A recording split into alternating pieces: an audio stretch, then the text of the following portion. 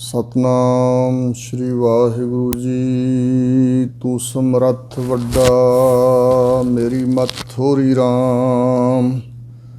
ਪਲ ਹੈ ਅਕ੍ਰਿਤ ਘਨਾ, ਪੂਰਨ ਦ੍ਰਿਸ਼ਟ ਤੇਰੀ ਰਾਮ। ਬੇਸ਼ੁਮਾਰ ਅਥਾ ਅਗਨਤ ਅਤੁਲ, ਜਿਉ ਬੁਲਾਵਹੁ ਤਿਉ ਨਾਨਕ ਦਾਸ ਬੋਲੇ। ਸਤਨਾਮ ਸ਼੍ਰੀ ਵਾਹਿਗੁਰੂ ਜੀ। ਸ਼ਲੋਕ। ਸੁਹੀ ਬਸੈ ਮਸਕੀਨੀਆ, ਆਪ ਨਿਵਾਰ ਤਲੇ। ਵੱਡੇ ਵੱਡੇ ਅਹੰਕਾਰੀਆ, ਨਾਨਕ ਗਰਵ ਗਲੇ। ਸੁਹੀ ਬਸੈ ਮਸਕੀਨੀਆ। ਵਾਹਿਗੁਰੂ ਜੀ ਕਾ ਖਾਲਸਾ, ਵਾਹਿਗੁਰੂ ਜੀ ਕੀ ਫਤਿਹ।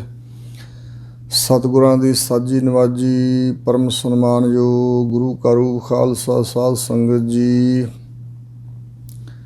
ਸਤਿਗੁਰਾਂ ਦੀ ਪਰਮ ਕਿਰਪਾਲਤਾ ਦਾ ਸਦਕਾ ਅਤੇ ਗੁਰੂ ਕੀ ਸੰਗਤ ਦੀ ਅਸੀਸ ਦੁਆਰਾ ਜੋ ਹਜ਼ੂਰ ਦੇ ਸ਼੍ਰੀ ਮੁਖ ਵਾਕ ਪਰਮ ਪਵਿੱਤਰ ਬਚਨਾਂ ਦੀ ਸਤਿਗੁਰੂ ਜੀ ਦੀ ਉਚਾਰਨ ਕੀਤੀ ਹੋਈ ਧੁਰ ਕੀ ਅੰਮ੍ਰਿਤਮਈ ਪਵਿੱਤਰ ਬਾਣੀ ਦੀ ਲੜੀਵਾਰ ਵਿਚਾਰ ਆਰੰਭ ਹੈ। ਗੁਰੂ ਕਿਰਪਾ ਸਦਕਾ ਇਹ ਕਥਾ, ਇਹ ਵਿਚਾਰ ਸ਼੍ਰੀ ਗੁਰੂ ਗ੍ਰੰਥ ਸਾਹਿਬ ਮਹਾਰਾਜ ਦੇ ਪਾਵਨ ਅੰਗ 278 ਉੱਪਰ ਪਹੁੰਚੀ ਹੈ। ਸਤਿਗੁਰੂ ਅਰਜਨ ਦੇਵ ਜੀ ਦੀ ਮਹਾਨ ਪਵਿੱਤਰ ਬਾਣੀ ਸੁਖਮਨੀ ਸਾਹਿਬ ਜੀ ਦੀਆਂ 11 ਅਸ਼ਟਪਦੀਆਂ ਦੀ ਵਿਚਾਰ ਹੁਣ ਤੋਂ ਪਹਿਲਾਂ ਹੋ ਚੁੱਕੀ ਹੈ।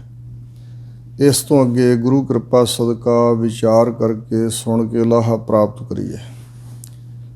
ਜੋ 12ਵੀਂ ਅਸ਼ਟਪਦੀ ਦਾ ਸ਼ਲੋਕ ਹੈ, ਇਸ ਸ਼ਲੋਕ ਦੀ ਉਥਾਨਕਾ ਇੰਝ ਲਿਖੀ ਹੋਈ ਹੈ ਕਿ ਸਤਿਗੁਰੂ ਅਰਜਨ ਦੇਵ ਮਹਾਰਾਜ ਜੀ ਨੇ ਆਪਣੇ ਇੱਕ ਸਿੱਖ ਨੂੰ ਇੱਕ ਹੋਰ ਗਰੀਬ ਜਿਹੇ ਸਿੱਖ ਦੇ ਘਰ ਹੁਕਮਨਾਮਾ ਦੇ ਕੇ ਭੇਜਿਆ, ਉਸ ਦੀ ਸਿੱਖੀ ਦੀ ਪ੍ਰੀਖਿਆ ਕਰਨ ਵਾਸਤੇ। ਔਰ ਹੁਕਮਨਾਮਾ ਜੋ ਭੇਜਿਆ ਸੀ ਉਸ ਦੇ ਅੰਦਰ ਬਚਨ ਲਿਖੇ ਹੋਏ ਸੀ ਕਿ ਇਹ ਜੋ ਸਿੱਖ ਹੈ, ਸਿੱਖਾ ਤੇਰੇ ਘਰ ਹੁਕਮਨਾਮਾ ਲੈ ਕੇ ਆਇਆ, ਇਸ ਦੀ ਭੇਟਾ 50 ਰੁਪਈਏ ਹੈ ਅਤੇ 500 ਰੁਪਈਆ ਸਾਡੀ ਸੇਵਾ 'ਚ ਗੁਰੂ ਘਰ ਦੇ ਕਾਰਜਾਂ ਦੀ ਸੇਵਾ ਵਾਸਤੇ ਤੂੰ ਭੇਜਣਾ ਹੈ। ਉਸਨੇ ਇੱਧਰੋਂ ਉੱਧਰੋਂ ਕਰਕੇ 50 ਰੁਪਈਏ ਉਸ ਸਿੱਖ ਦੀ ਭੇਟਾ ਕਰਤੇ, ਉਹਨੂੰ ਪ੍ਰਸ਼ਦਾ ਪਾਣੀ ਛਕਾਇਆ ਅਤੇ ਕਿਹਾ ਕਿ 500 ਰੁਪਏ ਦਾ ਮੈਂ ਪ੍ਰਬੰਧ ਕਰਕੇ ਆਪ ਜੀ ਅੱਗੇ ਰੱਖਾਂਗਾ, ਫਿਰ ਤੁਸੀਂ ਆਪ ਜੀ ਲੈ ਜਾਇਓ। ਔਰ ਉਸੇ ਦਿਨ ਹੀ ਉਸ ਨਗਰ ਦੇ ਬਾਰ-ਬਾਰ ਛਿੰਝ ਪੈ ਰਹੀ ਸੀ। ਉੱਥੇ ਬੜੇ ਬੜੇ ਪਹਿਲਵਾਨ ਆਏ ਹੋਏ ਸੀ ਅਤੇ ਇੱਕ ਮਸਕੀਨੀਆ ਨਾਂ ਦਾ ਪਹਿਲਵਾਨ ਸੀ। ਉਹਦੇ ਬਾਰੇ 'ਚ ਡੌਂਡੀ ਪਿੱਟੀ ਗਈ, ਢੋਲ ਖੜਕਾਇਆ ਗਿਆ ਕਿ ਜਿਹੜਾ ਮਸਕੀਨੀਆ ਪਹਿਲਵਾਨ ਆ ਉਹਦੇ ਨਾਲ ਜੋ ਕੁਸ਼ਤੀ ਕਰੇਗਾ, ਜੇ ਢਹਿ ਗਿਆ ਤਾਂ 500 ਰੁਪਏ ਮਿਲਣਗੇ, ਜੇ ਮਸਕੀਨੀਏ ਨੂੰ ਕਿਸੇ ਨੇ ਢਾਹ ਲਿਆ, ਹਰਾ ਦਿੱਤਾ, ਤਾਂ ਉਸ ਨੂੰ 1000 ਰੁਪਈਆ ਮਿਲੇਗਾ, ਇਨਾਮ ਮਿਲੇਗਾ। ਤਾਂ ਉਸ ਸਿੱਖ ਨੇ ਫਿਰ ਵਿਚਾਰ ਕੀਤੀ ਕਿ ਜੇ ਢਹਿ ਵੀ ਗਿਆ ਤਾਂ ਵੀ 500 ਰੁਪਏ ਦਾ ਮਿਲ ਹੀ ਜਾਣਾ। ਫਿਰ ਉਸ ਨੇ ਉੱਥੇ ਛਿੰਝ ਵਿੱਚ ਪਹੁੰਚ ਕੇ ਜਿਸ ਵੇਲੇ ਮਸਕੀਨੀਏ ਦੇ ਨਾਲ ਕੁਸ਼ਤੀ ਬਾਰੇ ਫਿਰ ਅਖਾੜੇ ਦੇ ਵਿੱਚ ਆਵਾਜ਼ ਦਿੱਤੀ ਗਈ ਕਿ ਭਾਈ ਮਸਕੀਨੀਏ ਨਾਲ ਜੇ ਕੋਈ ਕੁਸ਼ਤੀ ਕਰਨ ਦੀ ਸਮਰੱਥਾ ਰੱਖਦਾ ਤਾਂ ਸਾਹਮਣੇ ਆਓ। ਕੋਈ ਵੀ ਪਹਿਲਵਾਨ ਉਹਦੇ ਨਾਲ ਕੁਸ਼ਤੀ ਕਰਨ ਲਈ ਨਹੀਂ ਆਇਆ। ਫਿਰ ਇਹ ਜਿਹੜਾ ਸਿੱਖ ਸੀ, ਗਰੀਬ ਜਿਹਾ, ਸਰੀਰਕ ਤੌਰ 'ਤੇ ਬੜਾ ਮਾੜੂਆ ਜਿਹਾ, ਕਮਜ਼ੋਰ ਜਿਹਾ ਸੀ, ਇਹ ਸਾਹਮਣੇ ਆਇਆ। ਤਾਂ ਸਹਿਜੇ ਨਾਲ ਮਸਕੀਨੀਏ ਨੇ ਪੁੱਛ ਲਿਆ ਵੀ ਮੇਰੇ ਨਾਲ ਤਾਂ ਵੱਡੇ ਵੱਡੇ ਪਹਿਲਵਾਨ ਕੁਸ਼ਤੀ ਕਰਨ ਤੋਂ ਕੰਨੀ ਕਤਰਾਉਂਦੇ ਆ, ਤਾਂ ਤੂੰ ਭਾਈ ਕਿਵੇਂ ਆ ਗਿਆ ਮੇਰੇ ਨਾਲ ਕੁਸ਼ਤੀ ਕਰਨ ਲਈ? ਤਾਂ ਉਸਨੇ ਦੱਸਿਆ ਕਿ ਮੇਰੇ ਸਤਿਗੁਰੂ ਸੱਚੇ ਪਾਤਸ਼ਾਹ ਨੇ ਹੁਕਮਨਾਮਾ ਭੇਜਿਆ ਅਤੇ ਜੇ ਮੈਂ ਜਾਨ ਵੀ ਮੇਰੀ ਜਾਂਦੀ ਰਹੇ ਅਤੇ 500 ਰੁਪਈਆ ਮਿਲ ਜਾਏ ਤਾਂ ਫਿਰ ਵੀ ਮੇਰੇ ਲਈ ਸਸਤਾ ਹੀ ਸੌਦਾ। ਤਾਂ ਇਸ ਗੱਲ ਦਾ ਪ੍ਰਭਾਵ ਪਿਆ ਮਸਕੀਨੀਏ ਪਹਿਲਵਾਨ ਦੇ ਮਨ ਉੱਪਰ। ਉਸਨੇ ਕਿਹਾ, ਸਿੱਖਾ, ਮੈਂ ਤੈਨੂੰ ਢਾਉਣਾ ਨਹੀਂ ਚਾਹੁੰਦਾ ਔਰ ਮੈਂ ਚਾਹੁੰਦਾ ਕਿ ਜੇ ਤੂੰ 500 ਰੁਪਈਏ ਦਾ ਲੋੜੂ ਹੈ ਤਾਂ 1000 ਰੁਪਈਆ ਹੀ ਤੈਨੂੰ ਮਿਲ ਜੇ। 500 ਤਾਂ ਗੁਰੂ ਸਾਹਿਬ ਵਾਸਤੇ ਤੂੰ ਭੇਟਾ ਭੇਜਣਾ ਅਤੇ 500 ਤੈਨੂੰ ਬਚ ਜਾਏਗਾ। ਕੋਈ ਬਾਤ ਨਹੀਂ, ਮੈਂ ਤਾਂ ਕਈ ਪਹਿਲਵਾਨਾਂ ਨੂੰ ਢਾਉਂਦਾ ਰਹਿੰਦਾ, ਇਨਾਮ ਮਿਲਦੇ ਰਹਿੰਦੇ ਆ, ਮੈਂ ਅਮੀਰ ਹਾਂ। ਤਾਂ ਇਸ ਤਰ੍ਹਾਂ ਇੱਕ ਦੋ ਦਾ ਮਾਰ ਕੇ ਖੇਡ ਕੇ ਅਤੇ ਉਹ ਜਾਣ ਬੁੱਝ ਕੇ ਮਸਕੀਨੀਆ ਢਹਿ ਗਿਆ ਸੀ। ਤਾਂ ਫਿਰ ਉਸ ਸਿੱਖ ਨੂੰ 1000 ਰੁਪਈਆ ਇਨਾਮ ਵਜੋਂ ਮਿਲਿਆ। ਮਸਕੀਨੀਏ ਨੇ ਆਪਣੀ ਇੱਜ਼ਤ ਜਿਹੜੀ ਸੀ, ਸਤਿਕਾਰ ਸੀ, ਭਾਵੇਂ ਉਹ ਦੁਨੀਆ ਸਾਹਮਣੇ ਗਵਾਇਆ, ਪਰ ਅੰਦਰੋਂ ਭਾਵਨਾ ਚੰਗੀ ਸੀ। ਇਸ ਕਰਕੇ ਜਦੋਂ ਉਹ 500 ਰੁਪਈਏ ਸਿੱਖ ਨੇ ਉਸ ਹੁਕਮਨਾਮਾ ਸਾਹਿਬ ਲੈ ਕੇ ਆਉਣ ਵਾਲੇ ਸਿੱਖ ਨੂੰ ਦੇ ਦਿੱਤੇ ਤਾਂ ਉਸਨੇ ਸਾਰੀ ਗੱਲ ਪੁੱਛੀ, ਉਹਨੇ ਦੱਸ ਦਿੱਤੀ। ਫਿਰ ਗੁਰੂ ਅਰਜਨ ਦੇਵ ਮਹਾਰਾਜ ਦੇ ਕੋਲ ਲਿਆਂਦਾ ਸੀ ਸਿੱਖ ਨੂੰ। ਫਿਰ ਦੁਬਾਰਾ ਸੰਗਤ ਸਾਹਮਣੇ ਪੁੱਛਿਆ ਤਾਂ ਉਹਨੇ ਕਿਹਾ ਹਾਂ ਮਹਾਰਾਜ ਇੰਝ ਹੋਇਆ। ਫਿਰ ਮਸਕੀਨੀਆਂ ਪਹਿਲਵਾਨ ਜਿਹੜਾ ਸੀ ਉਹਨੂੰ ਸੱਦ ਕੇ ਸਤਿਗੁਰਾਂ ਨੇ ਬੜੀ ਬਖਸ਼ਿਸ਼ ਨਾਲ ਨਿਵਾਜਿਆ ਸੀ ਕਿ ਭਾਈ ਇਹ ਜਿਹੜਾ ਤੂੰ ਕਾਰਜ ਕੀਤਾ ਵੀ ਬੜਾ ਵੱਡਾ ਕੀਤਾ। ਆਪਣੀ ਇੱਜ਼ਤ ਨੂੰ, ਆਪਣੇ ਸਤਿਕਾਰ ਨੂੰ ਦੁਨੀਆ ਸਾਹਮਣੇ ਮਲੀਆ ਮੇਟ ਕਰਨਾ, ਨਿਭਾਉਣਾ ਬੜਾ ਔਖਾ ਕੰਮ ਹੈ। ਤਾਂ ਉਹਦੇ ਪ੍ਰਥਾਏ ਹੋ ਕੇ ਸਤਿਗੁਰੂ ਮਹਾਰਾਜ ਸਾਰੇ ਸੰਸਾਰ ਲਈ ਸਾਂਝਾ ਉਪਦੇਸ਼ ਬਖਸ਼ਿਸ਼ ਕਰ ਰਹੇ ਨੇ। ਇਹ ਨਹੀਂ ਵੀ ਮਸਕੀਨ ਸ਼ਬਦ ਦਾ ਕੋਈ ਉਂਝ ਅਰਥ ਨਹੀਂ ਹੈ ਅਤੇ ਕੇਵਲ ਨਾਮ ਦੇ ਵਾਸਤੇ ਸਾਖੀ ਬਣਾਈ ਗਈ ਹੈ, ਇਹ ਨਹੀਂ ਹੈ। ਪਰ ਜਿਸ ਪ੍ਰਥਾਏ ਵੀ ਸਤਿਗੁਰੂ ਮਹਾਰਾਜ ਉਪਦੇਸ਼ ਦਿੰਦੇ ਨੇ, ਜਿਸ ਨੂੰ ਮੂਹਰੇ ਰੱਖ ਕੇ ਉਪਦੇਸ਼ ਦਿੰਦੇ ਆ, ਉਪਦੇਸ਼ ਸਭਨਾਂ ਵਾਸਤੇ ਸਾਂਝਾ ਹੀ ਹੁੰਦਾ। ਜਿਵੇਂ ਸੱਜਣ ਠੱਗ ਦੇ ਪ੍ਰਥਾਏ ਗੁਰੂ ਨਾਨਕ ਸਾਹਿਬ ਜੀ ਨੇ ਸ਼ਬਦ ਉਚਾਰਿਆ ਸੀ, ਉਜਲ ਕਹਿ ਹਾਂ ਚਿਲਕਣਾ ਘੋਟ ਮਕਾਲੜੀ ਮਸ, ਧੋਤਿਆਂ ਝੂਠ ਨਾ ਉਤਰੈ ਜੇ ਸੋ ਧੋਵਾਂ, ਤਿਸ ਸੱਜਣ ਸਹੀ ਨਾਲ ਮੈਂ ਚਲਦਿਆਂ ਨਾਲ ਚੱਲਣ, ਜਿੱਥਾ ਲੇਖਾ ਮੰਗੀਏ ਤਿੱਥਾ ਖੜੇ ਦਸਨ। ਉਹ ਕੇਵਲ ਸੱਜਣ ਠੱਗ ਵਾਸਤੇ ਨਹੀਂ ਸੀ, ਉਹ ਸਾਰੇ ਤਮਾਮ ਸੰਸਾਰ ਦੇ ਜੀਆਂ ਲਈ ਸਦਾ ਸਦਾ ਵਾਸਤੇ ਉਪਦੇਸ਼ ਬਣ ਗਿਆ। ਇਸੇ ਤਰ੍ਹਾਂ ਭਾਵੇਂ ਕਾਰਨ ਬਣਿਆ ਹੋਵੇ ਮਸਕੀਨੀਆਂ ਪਹਿਲਵਾਨ, ਪਰ ਮਸਕੀਨ ਸ਼ਬਦ ਦੇ ਅਰਥ ਵੀ ਗਰੀਬੀ ਸੁਭਾਅ ਵਾਲਾ ਹੈ। ਇਸ ਕਰਕੇ ਦੋਵਾਂ ਤਰ੍ਹਾਂ ਨਾਲ ਅਰਥ ਸਮਝਣਾ। ਹਜ਼ੂਰ ਕਹਿੰਦੇ ਨੇ ਸੁਖੀ ਬਸੈ ਮਸਕੀਨੀਆਂ। ਭਾਈ ਮਸਕੀਨੀਆਂ ਜਿਹੜਾ ਗਰੀਬੀ ਸੁਭਾਅ ਵਾਲਾ ਨਾ, ਜਿਹਦੇ ਅੰਦਰ ਨਿਮਰਤਾ ਹੈ, ਉਹ ਹਮੇਸ਼ਾ ਸੁੱਖ ਦੇ ਸਹਿਤ ਹੀ ਵਸਦਾ। ਆਪ ਨਿਵਾਰ ਤਲੇ, ਕਿਉਂਕਿ ਆਪਾ ਜਿਹੜਾ ਉਹਦੇ ਅੰਦਰ ਹੰਕਾਰ ਹੈ ਨਾ, ਆਪਣਾ ਆਪ ਤਲੇ ਥੱਲੇ ਨਿਵਾਰ ਕੇ ਹੇਠਾਂ ਸੁੱਟ ਕੇ ਆਪਣੇ ਹੰਕਾਰ ਨੂੰ, ਅਤੇ ਜਿਹੜਾ ਮਸਕੀਨ ਬਣ ਜਾਂਦਾ, ਗਰੀਬੀ ਸੁਭਾਅ ਵਾਲਾ ਬਣ ਜਾਂਦਾ ਮਸਕੀਨੀ ਆ, ਉਹ ਸੁਖੀ ਵਸਦਾ ਦੋਨਾਂ ਜਹਾਨਾਂ 'ਚ। ਵੱਡੇ ਵੱਡੇ ਅਹੰਕਾਰੀ ਆ, ਇਹਦੇ ਉਲਟ ਜਿਹੜੇ ਬੜੇ ਬੜੇ ਹੰਕਾਰ ਕਰਨ ਵਾਲੇ ਵੱਡੇ ਵੱਡੇ ਹੰਕਾਰੀ ਹਨ। ਨਾਨਕ ਗਰਭ ਗਲੇ, ਗਰਭ ਨਾਮ ਗਰਭ ਤੋਂ ਬਣਿਆ, ਹੰਕਾਰ ਤੋਂ। ਹੰਕਾਰ ਕਰਕੇ ਹੰਕਾਰ ਦੇ ਵਿੱਚ ਹੀ ਗਲ ਗਏ ਹਨ ਉਹ। ਗਰਭ ਤਕੱਬਰ ਜਿਹੜਾ ਕਰਨਾ, ਇਹਦੇ 'ਚ ਉਹ ਗਲ ਗਏ ਜਿਹੜੇ ਵੱਡੇ ਵੱਡੇ ਹੰਕਾਰ ਕਰਨ ਵਾਲੇ ਹੰਕਾਰੀ ਹਨ। ਅਸ਼ਟਪਦੀ ਵਿੱਚ ਇਹਨਾਂ ਬਚਨਾਂ ਦਾ ਸਤਿਗੁਰੂ ਖੁਲਾਸਾ ਕਰ ਰਹੇ ਨੇ। ਜਿਸ ਕਾ ਅੰਤਰ ਰਾਜ ਅਭਿਮਾਨ, ਜਿਸ ਵਿਅਕਤੀ ਦੇ ਅੰਦਰ ਰਾਜ ਭਾਗ ਪ੍ਰਾਪਤ ਕਰਕੇ ਬੜਾ ਹਿਰਦੇ 'ਚ ਮਾਣ ਬੈਠਾ ਹੋਇਆ, ਅਤੇ ਉਸ ਮਾਣ ਦੇ ਸਹਿਤ ਹੋ ਗਏ। ਕਿਉਂਕਿ ਵਿਅਕਤੀ ਜਦੋਂ ਮਾਣ 'ਚ ਹੁੰਦਾ ਅਤੇ ਤਾਕਤ ਆ ਜਾਏ ਕੋਲ, ਰਾਜ ਮਿਲ ਜੇ, ਖਜ਼ਾਨਾ ਮਿਲ ਜੇ, ਫੌਜਾਂ ਹੋਣ, ਤਾਂ ਫਿਰ ਉਹ ਮਾੜੇ ਕਰਮ ਹੀ ਕਰਦਾ। ਉਹ ਜ਼ੁਲਮੀ ਕਰਦਾ ਹੈ, ਜ਼ੁਲਮ ਢਾਉਂਦਾ, ਪਾਪ ਕਰਦਾ, ਵਧੀਕੀਆਂ ਕਰਦਾ ਹੈ। ਸੋ ਨਰਕਪਾਤੀ ਹੋਵਤ ਸਵਾਨ, ਫਿਰ ਉਹਨਾਂ ਕਰਮਾਂ ਦਾ ਫਲ ਨੂੰ ਮਿਲਦਾ ਹੈ। ਉਹ ਸਵਾਨ ਕੁੱਤੇ ਵਰਗਾ ਬਣ ਜਾਂਦਾ ਹੈ, ਜਿਵੇਂ ਲੋਭੀ ਕੁੱਤਾ ਹੁੰਦਾ। ਇਸੇ ਤਰ੍ਹਾਂ ਉਹ ਲੋਭ ਦੇ ਸਹਿਤ ਹੋ ਕੇ ਕੁੱਤਾ ਬਣ ਕੇ ਅਤੇ ਫਿਰ ਆਖਰ ਨੂੰ ਨਰਕਪਾਤੀ, ਨਰਕਾਂ 'ਚ ਪੈਣ ਵਾਲਾ ਹੀ ਬਣਦਾ। ਨਰਕਪਾਤੀ ਨਰਕਾਂ 'ਚ ਡਿੱਗਣ ਵਾਲਾ ਬਣਦਾ। ਇੱਕ ਇਹ ਵੀ ਅਰਥ ਕੀਤਾ ਵਿਦਵਾਨਾਂ ਨੇ ਕਿ ਇੱਕ ਰੂਰੂ ਨਾਮ ਦਾ ਨਰਕ ਹੈ, ਜਿਹਦਾ ਮੂੰਹ ਕੁੱਤੇ ਵਰਗਾ ਹੈ। ਸੋ ਇਸ ਪ੍ਰਕਾਰ ਉਹ ਸਵਾਨਪਾਤੀ, ਸੋ ਇਸ ਤਰ੍ਹਾਂ ਕੁੱਤੇ ਦੇ ਮੂੰਹ ਵਾਲਾ ਜਿਹੜਾ ਨਰਕ ਹੈ, ਇਸ ਤਰ੍ਹਾਂ ਦਾ ਉਸ ਰੂਰੂ ਨਾਂ ਦੇ ਨਰਕ ਦੇ ਵਿੱਚ ਪੈਣ ਵਾਲਾ ਬਣ ਜਾਂਦਾ। ਸੋ ਇਸੇ ਪ੍ਰਕਾਰ ਤੀਜਾ ਅਰਥ ਇੰਝ ਵੀ ਕੀਤਾ ਕਿ ਪਹਿਲਾਂ ਤਾਂ ਨਰਕਪਾਤੀ ਬਣਦਾ, ਉਹ ਨਰਕਾਂ 'ਚ ਪਾਤੀ ਡਿੱਗਣ ਵਾਲਾ, ਅਤੇ ਫਿਰ ਉਦੋਂ ਬਾਅਦ ਪਰਮੇਸ਼ਰ ਜਨਮਾਂ 'ਚ ਪਾਉਂਦਾ ਅਤੇ ਉਹ ਹੋਵਤ ਸਵਾਨ ਹੁੰਦਾ ਹੈ ਕੁੱਤਾ। ਸੋ ਇਸ ਤਰ੍ਹਾਂ ਕੁੱਤੇ ਦੀ ਜੂਨ 'ਚ ਪੈਂਦਾ। ਜੋ ਜਾਨਾ ਮੈਂ ਜੋਬਨਵੰਤ, ਜਿਹੜਾ ਆਪਣੇ ਆਪ ਨੂੰ ਜਾਣਦਾ ਹੈ ਕਿ ਮੈਂ ਬੜਾ ਜਵਾਨੀ ਵਾਲਾ ਸੁੰਦਰ ਸਰੂਪ ਹਾਂ। ਜੋਬਨ ਜਵਾਨੀ ਦੇ ਵੇਲੇ, ਸੁੰਦਰਤਾ ਸੁਹੱਪਣ ਬਹੁਤਾ ਹੁੰਦਾ ਨਾ, ਜਿਹੜਾ ਆਪਣੇ ਆਪ ਨੂੰ ਬਹੁਤਾ ਸੋਹਣਾ ਮੰਨ ਲੈਂਦਾ, ਜਾਣਦਾ ਹੈ। ਸੋ ਹੋਵਤ ਵਿਸ਼ਟਾ ਕਾ ਜੰਤ, ਸੋ ਉਹ ਵਿਅਕਤੀ ਹੋਵਤ ਹੁੰਦਾ ਹੈ ਆਖਰ ਨੂੰ ਵਿਸ਼ਟਾ ਗੰਦਗੀ ਦਾ ਜੰਤ ਕੀੜਾ ਬਣਦਾ। ਜਿਹੜਾ ਵਿਕਾਰਾਂ ਰੂਪੀ ਗੰਧ ਹੈ, ਇਹਦਾ ਜੰਤ ਬਣ ਜਾਂਦਾ ਹੰਕਾਰ ਦੀ ਵਜ੍ਹਾ ਕਰਕੇ। ਆਪਣੇ ਆਪ ਨੂੰ ਬਹੁਤਾ ਸੁੰਦਰ ਸਰੂਪ ਜੋਬਨ ਵਾਲਾ ਸਮਝਦਾ ਹੈ, ਵਿਕਾਰਾਂ ਰੂਪੀ ਗੰਧ ਦਾ ਜੰਤ ਕੀੜਾ ਬਣਦਾ। ਅਤੇ ਇਸੇ ਪ੍ਰਕਾਰ ਫਿਰ ਅਗਲੇ ਜਨਮਾਂ 'ਚ ਵੀ ਵਿਸ਼ਟਾ ਗੰਦਗੀ ਦਾ ਕੀੜਾ ਪਰਮੇਸ਼ਰ ਨੂੰ ਬਣਾ ਦਿੰਦਾ। ਆਪਸ ਕਉ ਕਰਮਵੰਤ ਕਹਾਵੈ, ਜਿਹੜਾ ਆਪਣੇ ਆਪ ਨੂੰ ਚੰਗੇ ਸ਼ੁਭ ਕਰਮਾਂ ਦੇ ਕਰਨ ਵਾਲਾ ਕਰਮਵੰਤ ਕਹਾਉਂਦਾ ਵੀ ਮੈਂ ਤਾਂ ਬੜੇ ਚੰਗੇ ਕਰਮ ਕਮਾਉਣਾ, ਤਾਂ ਇਸ ਹੰਕਾਰ ਦੀ ਵਜ੍ਹਾ ਕਰਕੇ ਜਨਮ ਮਰੈ, ਫਿਰ ਜਨਮ ਲੈਂਦਾ, ਫਿਰ ਮਰਦਾ ਹੈ। ਬਹੁ ਜੂਨ ਭਰਮਾਵ ਹੈ, ਅਤੇ ਬਹੁਤੀਆਂ ਜੂਨਾਂ 'ਚ ਭਰਮਾਇਆ ਜਾਂਦਾ, ਭਟਕਾਇਆ ਜਾਂਦਾ ਹੈ। ਕਦੇ ਕਿਸੇ ਜੂਨ 'ਚ, ਕਦੇ ਕਿਸੇ ਜੂਨ ਵਿੱਚ ਪਾਇਆ ਜਾਂਦਾ। ਧਨ ਭੂਮਿਕਾ ਜੋ ਕਰੈ ਗੁਮਾਨ, ਧਨ ਜਿਹੜਾ ਮਾਇਆ ਰੋਕੜੀ, ਇਹ ਜਿਹਦੇ ਕੋਲ ਜਮ੍ਹਾਂ ਹੋਵੇ ਤਿਸ ਦਾ ਗੁਮਾਨ ਕਰਦਾ। ਜੇ ਭੂਮ ਜ਼ਮੀਨ ਬਹੁਤੀ ਹੁੰਦੀ ਹੈ, ਹਮਰੀ ਭੂਮ ਕੌਣ ਘਾਲੈ ਪੈਰ, ਮੇਰੀ ਜ਼ਮੀਨ 'ਚ ਕੌਣ ਪੈਰ ਰੱਖ ਸਕਦਾ, ਇਸ ਤਰ੍ਹਾਂ ਦਾ ਗੁਮਾਨ ਤਕੱਬਰ ਕਰਦਾ ਹੈ। ਮੇਰੇ ਕੋਲ ਬੜੀ ਜ਼ਗੀਰ ਹੈ, ਬੜੀ ਜ਼ਮੀਨ ਹੈ, ਇੰਨੇ ਇਲਾਕੇ 'ਤੇ ਮੇਰਾ ਰਾਜ ਹੈ। ਸੋ ਇਸ ਗੁਮਾਨ 'ਚ ਆ ਕੇ ਉਹ ਵੀ ਮਾੜੇ ਕਰਮ ਕਰਦਾ। ਧਨ ਵੀ ਕੋਲ ਆਏ ਅਤੇ ਬੰਦਾ ਹੰਕਾਰ 'ਚ ਆ ਕੇ ਬੁਰੇ ਕਰਮ ਕਈ ਕਰਦੇ ਆ ਸਿਮਰਨ ਤੋਂ ਬਿਨਾਂ। ਅਤੇ ਇਸੇ ਪ੍ਰਕਾਰ ਜਿਹੜੀ ਜ਼ਮੀਨ ਬਹੁਤੀ ਹੋਣੀ ਹੈ, ਸੋ ਜਿਵੇਂ ਭੂਮੀਆਂ ਭੂਮ ਪ੍ਰਨਿਤ ਲੁੱਝੈ, ਛੋੜ ਚੱਲੈ ਤ੍ਰਿਸ਼ਨਾ ਨਹੀਂ ਬੁਝੈ।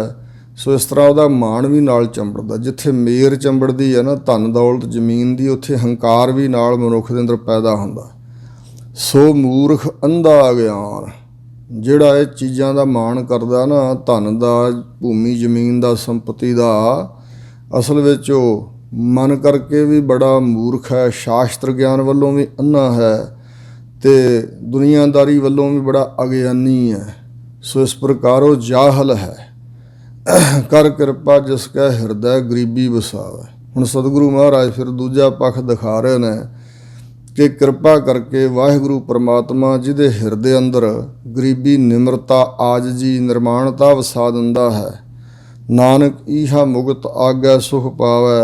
ਹਜ਼ੂਰ ਗੁਰੂ ਅਰਜਨ ਦੇਵ ਜੀ ਫਰਮਾਉਂਦੇ ਹਨ ਕਿ ਉਹ ਇੱਥੇ ਮਾਤ ਲੋਕ 'ਤੇ ਰਹਿੰਦਾ ਹੋਇਆ ਹੀ ਮੁਕਤ ਰੂਪ ਹੋ ਗਿਆ, ਕਿਉਂਕਿ ਉਹਦੇ ਵਕਾਰ ਅਤੇ ਇਸੇ ਤਰ੍ਹਾਂ ਹੋਰ ਜਿਹੜੇ ਬੰਧਨ ਹਨ ਉਹ ਮੁੱਕ ਗਏ ਹੈ ਅਤੇ ਬੰਧਨਾਂ ਤੋਂ ਛੁਟਕਾਰਾ ਪੈਣ ਕਰਕੇ ਇੱਥੇ ਮੁਕਤ ਹੈ ਅਤੇ ਮੁਕਤ ਸਰੂਪ ਵਿੱਚ ਹੋਣ ਕਰਕੇ ਇੱਥੇ ਵੀ ਸੁਖੀ ਹੈ।